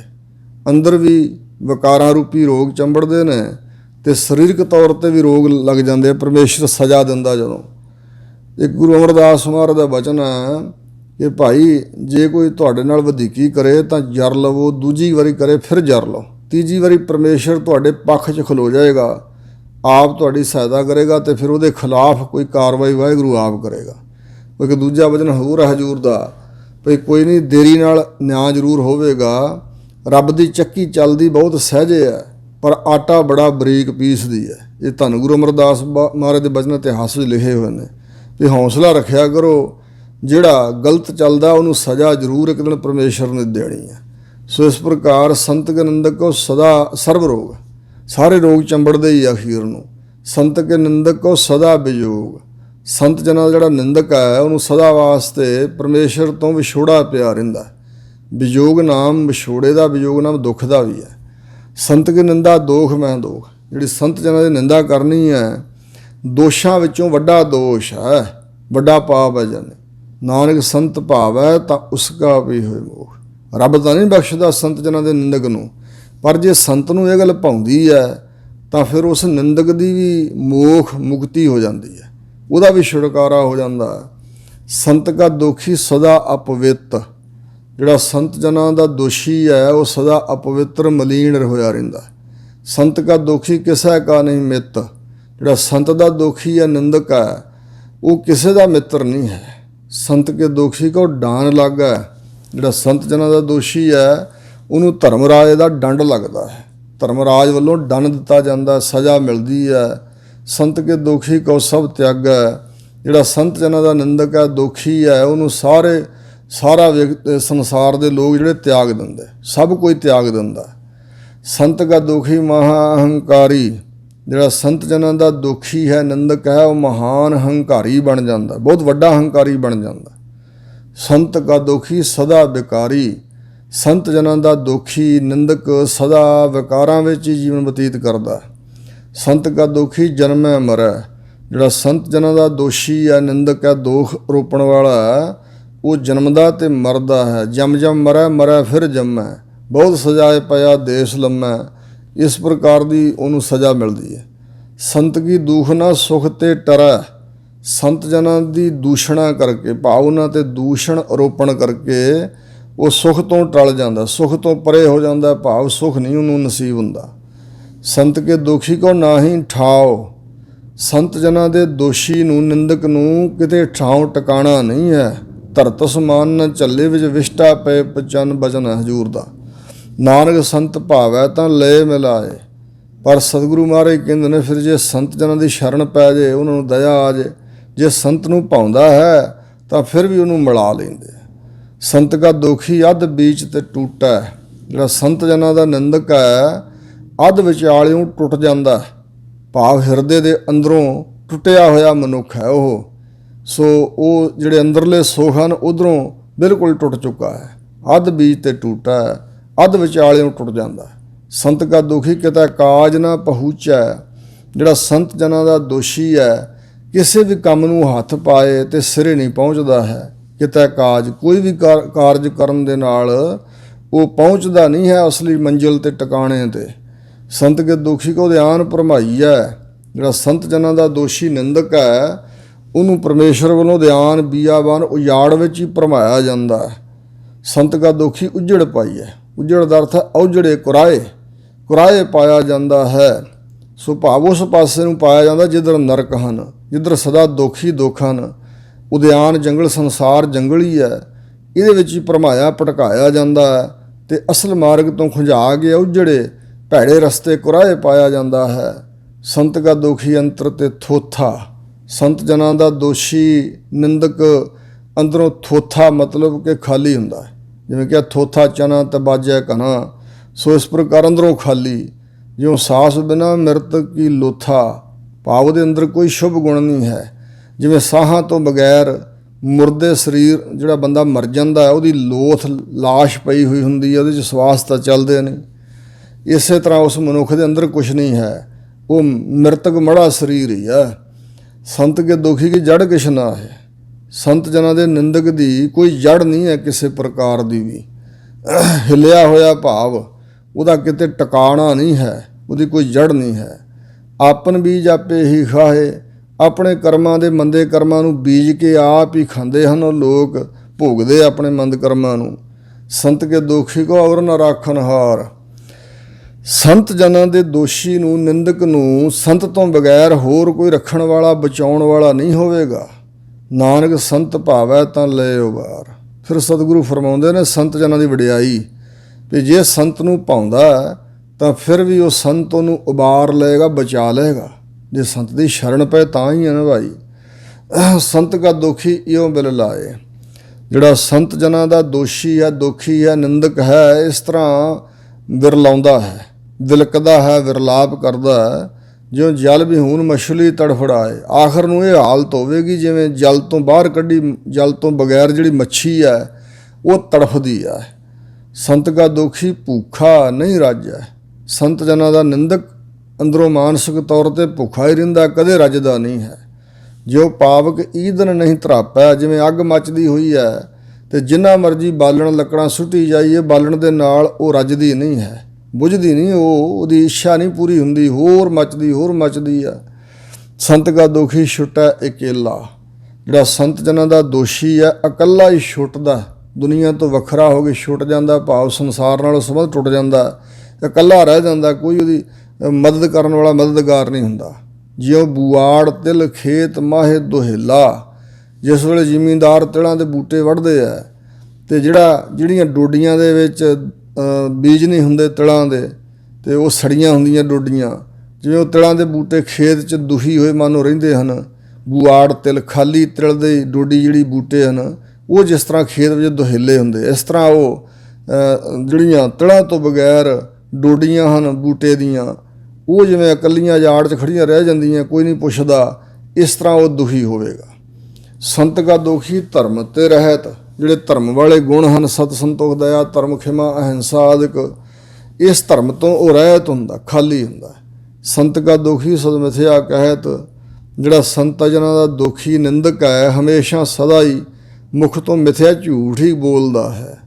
ਕਿਰਤ ਨਿੰਦਕ ਕਾ ਧੁਰ ਹੀ ਪਿਆ, ਇਹ ਨਿੰਦਕ ਪੁਰਸ਼ ਦਾ ਜਿਹੜਾ ਕਿਰਤ ਹੈ ਨਾ, ਕਰਮਾਂ ਦੀ ਰੇਖ ਹੈ, ਇਹ ਧੁਰੋਂ ਹੀ ਉਹਦੇ ਮਸਤਕ ਤੇ ਪਈ ਹੋਈ ਹੈ। ਕੋਈ ਮੰਦੇ ਕਰਮ ਹੀ ਉਹਦੇ ਪ੍ਰਗਟ ਹੋਏ ਨੇ। ਨਾਨਕ ਜੋ ਤਿਸ ਭਾਵੈ ਸੋਈ ਥਿਆ। ਹਜ਼ੂਰ ਗੁਰੂ ਅਰਜਨ ਦੇਵ ਜੀ ਫਰਮਾਉਂਦੇ ਨੇ ਕਿ ਜੋ ਤਿਸ ਪਰਮਾਤਮਾ ਨੂੰ ਭਾਉਂਦਾ ਭਾਈ ਉਹੀ ਹੋਇਆ ਹੈ, ਉਹੀ ਹੁੰਦਾ, ਕਿਸ ਦੇ ਵੱਸ ਨਹੀਂ ਹੈ। ਸੰਤ ਕਾ ਦੁਖੀ ਬਿਗੜ ਰੂਪ ਹੋਏ ਜਾਏ, ਜਿਵੇਂ ਬਿਗੜ ਰੂਪ ਬਿਕਰਾਲ ਹਜ਼ੂਰ ਨੇ ਕਿਹਾ। ਸੰਤ ਜਨਾਂ ਦਾ ਜਿਹੜਾ ਨਿੰਦਕ ਹੈ ਉਹ ਵਿਗੜੇ ਹੋਏ ਰੂਪ ਵਾਲਾ ਬਣ ਜਾਂਦਾ ਹੈ, ਉਹਦਾ ਰੂਪ ਨਹੀਂ ਸੋਹਣਾ ਰਹਿ ਜਾਂਦਾ। ਭਾਵ ਅੰਦਰੋਂ ਤਾਂ ਬਿਗੜ ਰੂਪ ਹੀ ਹੈ ਨਾ, ਅੰਦਰੋਂ ਖਾਲੀ ਹੈ, ਵਿਗੜਿਆ ਹੋਇਆ ਰੂਪ ਹੈ ਉਹਦਾ। ਸੋ ਜਿਹੜੇ ਕੋਈ ਸ਼ੁਭ ਗੁਣ ਹਨ ਉਹ ਵੀ ਨਿਕਲ ਜਾਂਦੇ, ਅੰਦਰੋਂ ਟਿਕਦੇ ਨਹੀਂ। ਸੰਤ ਕੇ ਦੁਖੀ ਕੋ ਦਰਗਹਿ ਮਿਲਿਆ ਸੁਜਾਏ। ਸੰਤ ਜਨਾਂ ਦੇ ਨਿੰਦਕ ਨੂੰ ਵਾਹਿਗੁਰੂ ਦੀ ਦਰਗਾਹ ਵਿੱਚ ਵੀ ਬੜੀ ਭਾਰੀ ਸਜ਼ਾ ਮਿਲਦੀ ਹੈ। ਸੰਤ ਕਾ ਦੁਖੀ ਸਦਾ ਸਹਿਕਾਈ ਹੈ, ਜਿਹੜਾ ਸੰਤ ਜਨਾਂ ਦਾ ਦੁਖੀ ਨਿੰਦਕ ਹੈ ਹਮੇਸ਼ਾ ਸਦਾ ਸਦਾ ਵਾਸਤੇ ਸਹਿਕਦਾ ਰਹਿੰਦਾ ਹੈ। ਸੰਤ ਕਾ ਦੁਖੀ ਨਾ ਮਰੈ ਨਾ ਜੀਵਾਈ ਹੈ। ਸੰਤ ਜਨਾਂ ਦੇ ਦੋਸ਼ੀ ਨਿੰਦਕ ਦੀ ਐਸੀ ਹਾਲਤ ਹੈ, ਨਾ ਮਰਦਾ ਹੈ ਨਾ ਕਿਤੇ ਜਿਉਂਦਾ ਹੀ ਹੈ। ਨਾ ਮਰਿਆਂ ਵਿੱਚ ਨਾ ਜਿਉਂਦਿਆਂ ਵਿੱਚ, ਨਾ ਜਿਉਂਦਾ ਰਹਿੰਦਾ ਤੇ ਨਾ ਮਰਿਆ ਹੋਇਆ ਹੀ ਹੈ। ਸਰੀਰਕ ਤੌਰ 'ਤੇ ਜਿਉਂਦਾ ਵਿਚਰਦਾ ਦਿਖਾਈ ਦਿੰਦਾ, ਪਰ ਅੰਦਰ ਉਹਦੇ ਕੁਛ ਨਹੀਂ, ਨਾ ਉਹ ਮਰਿਆਂ 'ਚ ਨਾ ਜਿਉਂਦਿਆਂ 'ਚ। ਸੰਤ ਕੇ ਦੁਖੀ ਕੀ ਪੁੱਜੈ ਨਾ ਆਸਾ। ਸੰਤ ਜਨਾਂ ਦੇ ਜਿਹੜੇ ਦੋਸ਼ੀ ਲੋਕ ਹੈ, ਜਾਂ ਹੈ ਇੱਕ ਵਚਨ ਹੈ, ਉਹਦੀ ਇੱਛਾ ਕਦੇ ਪੂਰੀ ਨਹੀਂ ਹੁੰਦੀ, ਪੁੱਜਦੀ ਨਹੀਂ। ਸੰਤ ਕਾ ਦੁਖੀ ਉੱਠ ਚੱਲੈ ਨਿਰਾਸਾ। ਸੰਤ ਜਨਾਂ ਦਾ ਨਿੰਦਕ ਵਿਅਕਤੀ ਇਸ ਦੁਨੀਆ ਤੋਂ ਨਿਰਾਸ਼ਾ ਹੀ ਹੋ ਕੇ ਉੱਠ ਕੇ ਚਲਿਆ ਜਾਂਦਾ, ਤੇ ਇਸ ਕਰਕੇ ਆਸਾ ਜੋ ਪੂਰੀਆਂ ਨਹੀਂ ਹੋਈਆਂ ਤੇ ਨਿਰਾਸ਼ਾ ਇਸ ਕਰਕੇ ਉੱਠ ਕੇ ਚਲਿਆ ਜਾਂਦਾ। ਸੰਤ ਕਾ ਦੁਖ ਨਾ ਤ੍ਰਿਸ਼ਟਾ ਕੋਏ। ਸੰਤ ਜਨਾਂ ਦੀ ਨਿੰਦਿਆ ਕਰਨ ਦੇ ਨਾਲ ਕੋਈ ਵੀ ਨਿੰਦਕ ਪੁਰਸ਼ ਨਾ ਤ੍ਰਿਸ਼ਟਾ, ਤ੍ਰਿਸ਼ਟਾ ਦਾ ਮਤਲਬ ਸਥਿਤੀ ਪ੍ਰਾਪਤ ਨਹੀਂ ਕਰਦਾ, ਸਥਿਰ ਨਹੀਂ ਹੁੰਦਾ, ਟਿਕਦਾ ਨਹੀਂ ਹੈ, ਟਿਕਾ ਨਹੀਂ ਉਹਨੂੰ ਪ੍ਰਾਪਤ ਹੁੰਦਾ। ਜੈਸਾ ਭਾਵ ਹੈ ਤੈਸਾ ਕੋਈ ਹੋਏ। ਕਹਿੰਦੇ ਕਿਸੇ ਦੇ ਕੀ ਵੱਸ ਹੈ। ਜਿਹੋ ਜਿਹਾ ਪਰਮੇਸ਼ਰ ਨੂੰ ਭਾਉਂਦਾ ਕੁਝ ਕਰਤੱਵ ਕਰਨੇ, ਜਿਹੋ ਜਿਹਾ ਬਣਾਉਣਾ ਚਾਹੁੰਦਾ ਵਾਹਿਗੁਰੂ ਤੈਸਾ ਕੋ ਹੋਏ, ਉਸੇ ਤਰ੍ਹਾਂ ਦਾ ਕੋਈ ਹੋ ਜਾਂਦਾ। ਪਿਆ ਕਿਰਤ ਨ ਮੇਟੈ ਕੋਏ, ਜਿਹੜਾ ਮਸਤਕ ਤੇ ਕਿਰਤ ਪਿਆ ਹੋਇਆ ਨਾ, ਕਿਰਤ ਪਿਆ ਨ ਮੇਟੈ ਕੋਈ, ਇੱਥੇ ਕਿਹਾ ਪਿਆ ਕਿਰਤ ਨ ਮੇਟੈ ਕੋਏ। ਸੋ ਇਸ ਪ੍ਰਕਾਰ ਕਰਮ ਕਿਰਤ ਕੀ ਰੇਖ ਹਜ਼ੂਰ ਨੇ ਵਚਨ ਕੀਤਾ ਹੈ। ਜਿਹੜੇ ਕਰਮ ਕਮਾਏ ਹੋਏ ਹੈ, ਉਹ ਕਰਮਾਂ ਦੀ ਜਿਹੜੀ ਕਿਰਤ ਹੈ, ਸੰਸਕਾਰ ਹੈ, ਉਹਦਾ ਲੇਖ ਪਿਆ ਹੋਇਆ, ਕੋਈ ਮੇਟ ਨਹੀਂ ਸਕਦਾ। ਨਾਨਕ ਜਾਣੈ ਸੱਚਾ ਸੋਏ, ਤੇ ਜਾਣਦਾ ਹੈ ਸੱਚਾ ਉਹ ਪਰਮਾਤਮਾ ਵੀ ਇਹਨੇ ਕੀ ਕਰਮ ਕੀਤੇ ਆ ਤੇ ਕਿਸ ਕਰਮ ਦਾ ਲੇਖ ਦੇ ਮਸਤਕ ਤੇ ਐਸਾ ਬਣਿਆ, ਜਿਸ ਕਰਕੇ ਸੰਤ ਜਨਾਂ ਦੀ ਨਿੰਦਿਆ ਕਰ ਰਿਹਾ ਹੈ। ਸਭ ਘਟ ਤਿਸ ਕੇ ਉਹ ਕਰਨਾ ਹਾਰ। ਹਜ਼ੂਰ ਕਹਿੰਦੇ ਨੇ ਕਿ ਸਾਰੇ ਘਟ ਸਰੀਰ ਹਿਰਦੇ ਉਸ ਪਰਮਾਤਮਾ ਦੇ ਹਨ, ਉਹੀ ਕਰਨਹਾਰ ਹੈ ਵਾਹਿਗੁਰੂ, ਸਾਰਾ ਕੁਝ ਕਰਨ ਕਰਾਉਣ ਵਾਲਾ। ਸਦਾ ਸਦਾ ਤਿਸ ਕੋ ਨਮਸਕਾਰ। ਹੈ ਜੀਵ, ਇਸ ਕਰਕੇ ਹਮੇਸ਼ਾ ਹਮੇਸ਼ਾ ਲਈ ਤਿਸ ਪਰਮਾਤਮਾ ਅੱਗੇ ਝੁਕ, ਉਸ ਨੂੰ ਨਮਸਕਾਰ ਕਰ। ਜੋ ਸਿਰ ਸਾਈ ਨਾਨਵੈ ਸੋ ਸਿਰ ਕੀਜੈ ਕਾਏ, ਕੁੰਨੇ ਹਿਟ ਜਲਾਈਐ ਬਾਲਣ ਸੰਦਾ ਥਾਏ। ਸਿਰ ਵੀ ਝੁਕਾ ਤੇ ਅੰਦਰੋਂ ਵੀ ਝੁਕ, ਉਸ ਵਾਹਿਗੁਰੂ ਨੂੰ ਹਮੇਸ਼ਾ ਹਮੇਸ਼ਾ ਲਈ ਨਮਸਕਾਰ ਕਰਿਆ ਕਰ। ਪ੍ਰਭ ਕੀ ਉਸਤਤ ਕਰੋ ਦਿਨ ਰਾਤ, ਪ੍ਰਭੂ ਅਕਾਲ ਪੁਰਖ ਦੀ ਉਸਤਤ ਵਡਿਆਈ ਦਿਨੇ ਰਾਤ ਕਰਿਆ ਕਰੋ। ਤਿਸਹਿ ਧਿਆਵੋ ਸਾਸ ਗਰਾਸ। ਹਰ ਇੱਕ ਸਵਾਸ ਨਾਲ ਤੇ ਗਰਾਸ ਬੁਰਕੀ ਜਦੋਂ ਭੋਜਨ ਦੀ ਪਾਈ ਦੀ ਹੈ ਮੂੰਹ 'ਚ, ਉਦੋਂ ਸਾਹ ਉੱਪਰ ਨੂੰ ਲਈਦਾ ਤੇ ਗਿਰਦਾ ਜਦੋਂ ਥੱਲੇ ਨੂੰ ਹੇਠਾਂ ਨੂੰ। ਹਰ ਇੱਕ ਸਵਾਸ ਨਾਲ, ਹਰ ਬੁਰਕੀ ਨਾਲ ਪਰਮੇਸ਼ਰ ਨੂੰ ਧਿਆਇਆ ਕਰੋ, ਸਿਮਰਿਆ ਕਰੋ। ਸਭ ਕਛ ਵਰਤੈ ਤਿਸ ਕਾ ਕੀਆ। ਤਿਸ ਪਰਮਾਤਮਾ ਦਾ ਕੀਤਾ ਹੀ ਸਭ ਕੁਝ ਵਰਤਦਾ ਸੰਸਾਰ ਵਿੱਚ, ਤਿੰਨਾਂ ਲੋਕਾਂ 'ਚ। ਜੈਸਾ ਕਰੇ ਤੈਸਾ ਕੋ ਥੀਆ। ਜਿਹੋ ਜਿਹਾ ਪਰਮੇਸ਼ਰ ਕਿਸੇ ਨੂੰ ਕਰ ਦਿੰਦਾ, ਬਣਾ ਦਿੰਦਾ, ਤੈਸਾ ਕੋ ਥੀਆ, ਉਹੋ ਜਿਹਾ ਕੋ ਹੋ ਜਾਂਦਾ। ਜਿਹੋ ਜਿਹਾ ਕਰਤੱਵ ਪਰਮੇਸ਼ਰ ਕਰਨਾ ਚਾਹੁੰਦਾ ਉਹੋ ਜਿਹਾ ਹੋਇਆ ਹੈ। ਆਪਣਾ ਖੇਲ ਆਪ ਕਰਨਾ ਹਾਰ। ਆਪਣਾ ਇਹ ਖੇਲ ਹੈ ਪਰਮਾਤਮਾ ਦਾ ਰਚਿਆ ਸੰਸਾਰ, ਇਸ ਨੂੰ ਬਣਾਉਣ ਵਾਲਾ ਕਰਨ ਵਾਲਾ ਆਪ ਹੀ ਹੈ, ਤੇ ਇਸ ਖੇਲ ਨੂੰ ਖਿਡਾਉਣ ਵਾਲਾ ਪਰਮੇਸ਼ਰ ਆਪ ਹੀ ਹੈ। ਦੂਸਰ ਕੌਣ ਕਹਿ ਵਿਚਾਰ। ਉਸ ਪਰਮਾਤਮਾ ਤੋਂ ਭਿੰਨ ਵੱਡਾ ਹੋਰ ਬਰਾਬਰ ਦਾ ਕੌਣ ਹੈ ਜਿਹੜਾ ਵਿਚਾਰ ਕਰਕੇ ਕਹਿੰਦਾ ਹੋਵੇ ਇਸ ਤਰ੍ਹਾਂ। ਜਿਹੜਾ ਵਿਚਾਰ ਕਹਿੰਦਾ ਹੋਵੇ ਕਿ ਪਰਮਾਤਮਾ ਤੋਂ ਬਗੈਰ ਵੀ ਕੋਈ ਕੁਝ ਕਰ ਸਕਦਾ, ਐਸਾ ਦੂਸਰਾ ਕੌਣ ਹੈ? ਜਿਸਨੂੰ ਕਿਰਪਾ ਕਰੇ ਤੇ ਸਾਪਨ ਨਾਮ ਦੇ। ਜਿਸ ਜੀਵ ਦੇ ਉੱਪਰ ਆਪਣੀ ਕਿਰਪਾ ਕਰ ਦਿੰਦਾ ਉਸ ਨੂੰ ਆਪਣਾ ਨਾਮ ਬਖਸ਼ਦਾ ਹੈ ਵਾਹਿਗੁਰੂ। ਬੜ ਭਾਗੀ ਨਾਨਕ ਜਨ ਸੇ। ਤੇ ਜਿਨ੍ਹਾਂ ਦੇ ਤਾਈਂ ਆਪਣੇ ਨਾਮ ਦੀ ਦਾਤ ਬਖਸ਼ੀ ਹੈ, ਹਜ਼ੂਰ ਗੁਰੂ ਅਰਜਨ ਦੇਵ ਜੀ ਫਰਮਾਉਂਦੇ ਨੇ ਕਿ ਉਹ ਜਨ ਸੇਵਕ ਭਾਈ ਵਡ ਭਾਗੀ ਹਨ। ਆਮ ਤੌਰ 'ਤੇ ਸਾਡੀ ਦੁਨੀਆਦਾਰਾਂ ਦੀ ਪਰਿਭਾਸ਼ਾ ਵਿੱਚ ਵਡਭਾਗੀ ਮਨੁੱਖ ਉਹ ਹੈ ਜਿਸ ਦੇ ਕੋਲ ਧਨ ਦੌਲਤ ਬਹੁਤੀ ਹੈ, ਰਾਜਨੀਤਿਕ ਸੱਤਾ ਹੈ, ਖਜ਼ਾਨਾ ਤੇ ਮਹੱਲ ਹਨ ਤੇ ਗੱਡੀਆਂ ਸਵਾਰੀਆਂ ਤੇ ਜਗੀਰਾਂ ਹਨ, ਰਾਜ ਭਾਗ ਆ, ਉਹਨੂੰ ਵਡਭਾਗੀ ਸਮਝਦੇ ਆ। ਪਰ ਸਤਿਗੁਰੂ ਨਹੀਂ ਐਸਾ ਮੰਨਦੇ। ਹਜ਼ੂਰ ਕਹਿੰਦੇ ਨੇ ਵਡਭਾਗੀ ਤੇ ਜਨ ਕੋ ਜਾਨੋ ਜੋ ਹਰ ਕੇ ਗੁਣ ਗਾਵੈ। ਇੱਥੇ ਵੀ ਹਜ਼ੂਰ ਕਹਿੰਦੇ ਨੇ ਕਿ ਜਿਹਦੇ ਤੇ ਵਾਹਿਗੁਰੂ ਕਿਰਪਾ ਕਰਦਾ, ਇਹ ਉਹਦੀ ਕਿਰਪਾ ਦੀ ਵੱਡੀ ਨਿਸ਼ਾਨੀ ਹੈ ਕਿ ਆਪਣਾ ਨਾਮ ਬਖਸ਼ਦਾ। ਤੇ ਜਿਨ੍ਹਾਂ ਦੇ ਤਾਈਂ ਆਪਣਾ ਨਾਮ ਬਖਸ਼ ਦਿੰਦਾ ਉਹੀ ਜਨ ਵਡਭਾਗੀ ਹਨ। ਸੋ ਵੱਡਿਆਂ ਭਾਗਾਂ ਵਾਲੇ ਨੇ ਇਹੀ ਦਾਤ ਮਹਾਨ ਸ਼੍ਰੋਮਣੀ ਉਤਕ੍ਰਿਸ਼ਟ ਹੈ ਵਾਹਿਗੁਰੂ ਜੀ ਦਾ ਨਾਮ। ਇਹ ਨਿਚੋੜ ਕੱਢਿਆ ਹਜ਼ੂਰ ਨੇ ਅਖੀਰ ਤੇ। ਸੋ ਇਸ ਤਰ੍ਹਾਂ ਜਿਹੜੇ ਨਾਮ ਦੇ ਪੁਜਾਰੀ ਹਨ, ਨਾਮ ਨਾਲ ਜੁੜੇ, ਉਹੀ ਸੰਤ ਨੇ। ਤੇ ਤੁਸੀਂ ਸੰਤ ਜਨਾਂ ਦੀ ਨਿੰਦਿਆ ਨਾ ਕਰੋ ਤੇ ਆਪ ਖੁਦ ਪ੍ਰਮਾਤਮਾ ਦੇ ਨਾਮ ਨਾਲ ਜੁੜੋ। ਰੱਬ ਦੇ ਪਿਆਰਿਆਂ ਦੀ ਸੋਭਤ ਵਿੱਚੋਂ ਵਾਹਿਗੁਰੂ ਦਾ ਨਾਮ ਪ੍ਰਾਪਤ ਹੁੰਦਾ। ਹੋਈਆਂ ਭੁੱਲਾਂ ਚੁੱਕਾਂ ਸਤਿਗੁਰੂ ਮਹਾਰਾਜ ਤੇ ਗੁਰੂ ਕੀ ਸੰਗਤ ਨੇ ਖਿਮਾ ਕਰਨੀਆਂ। ਅੱਗੇ ਵਾਸਤੇ ਸੁਮਤ ਬਖਸ਼ਣੀ ਜੀ, ਸ੍ਰੇਸ਼ਟ ਸੋਝੀ ਸਤਿਗੁਰੂ ਜੀ ਬਖਸ਼ਿਸ਼ ਕਰਨ। ਵਾਹਿਗੁਰੂ ਜੀ ਕਾ ਖਾਲਸਾ, ਵਾਹਿਗੁਰੂ ਜੀ ਕੀ ਫਤਿਹ।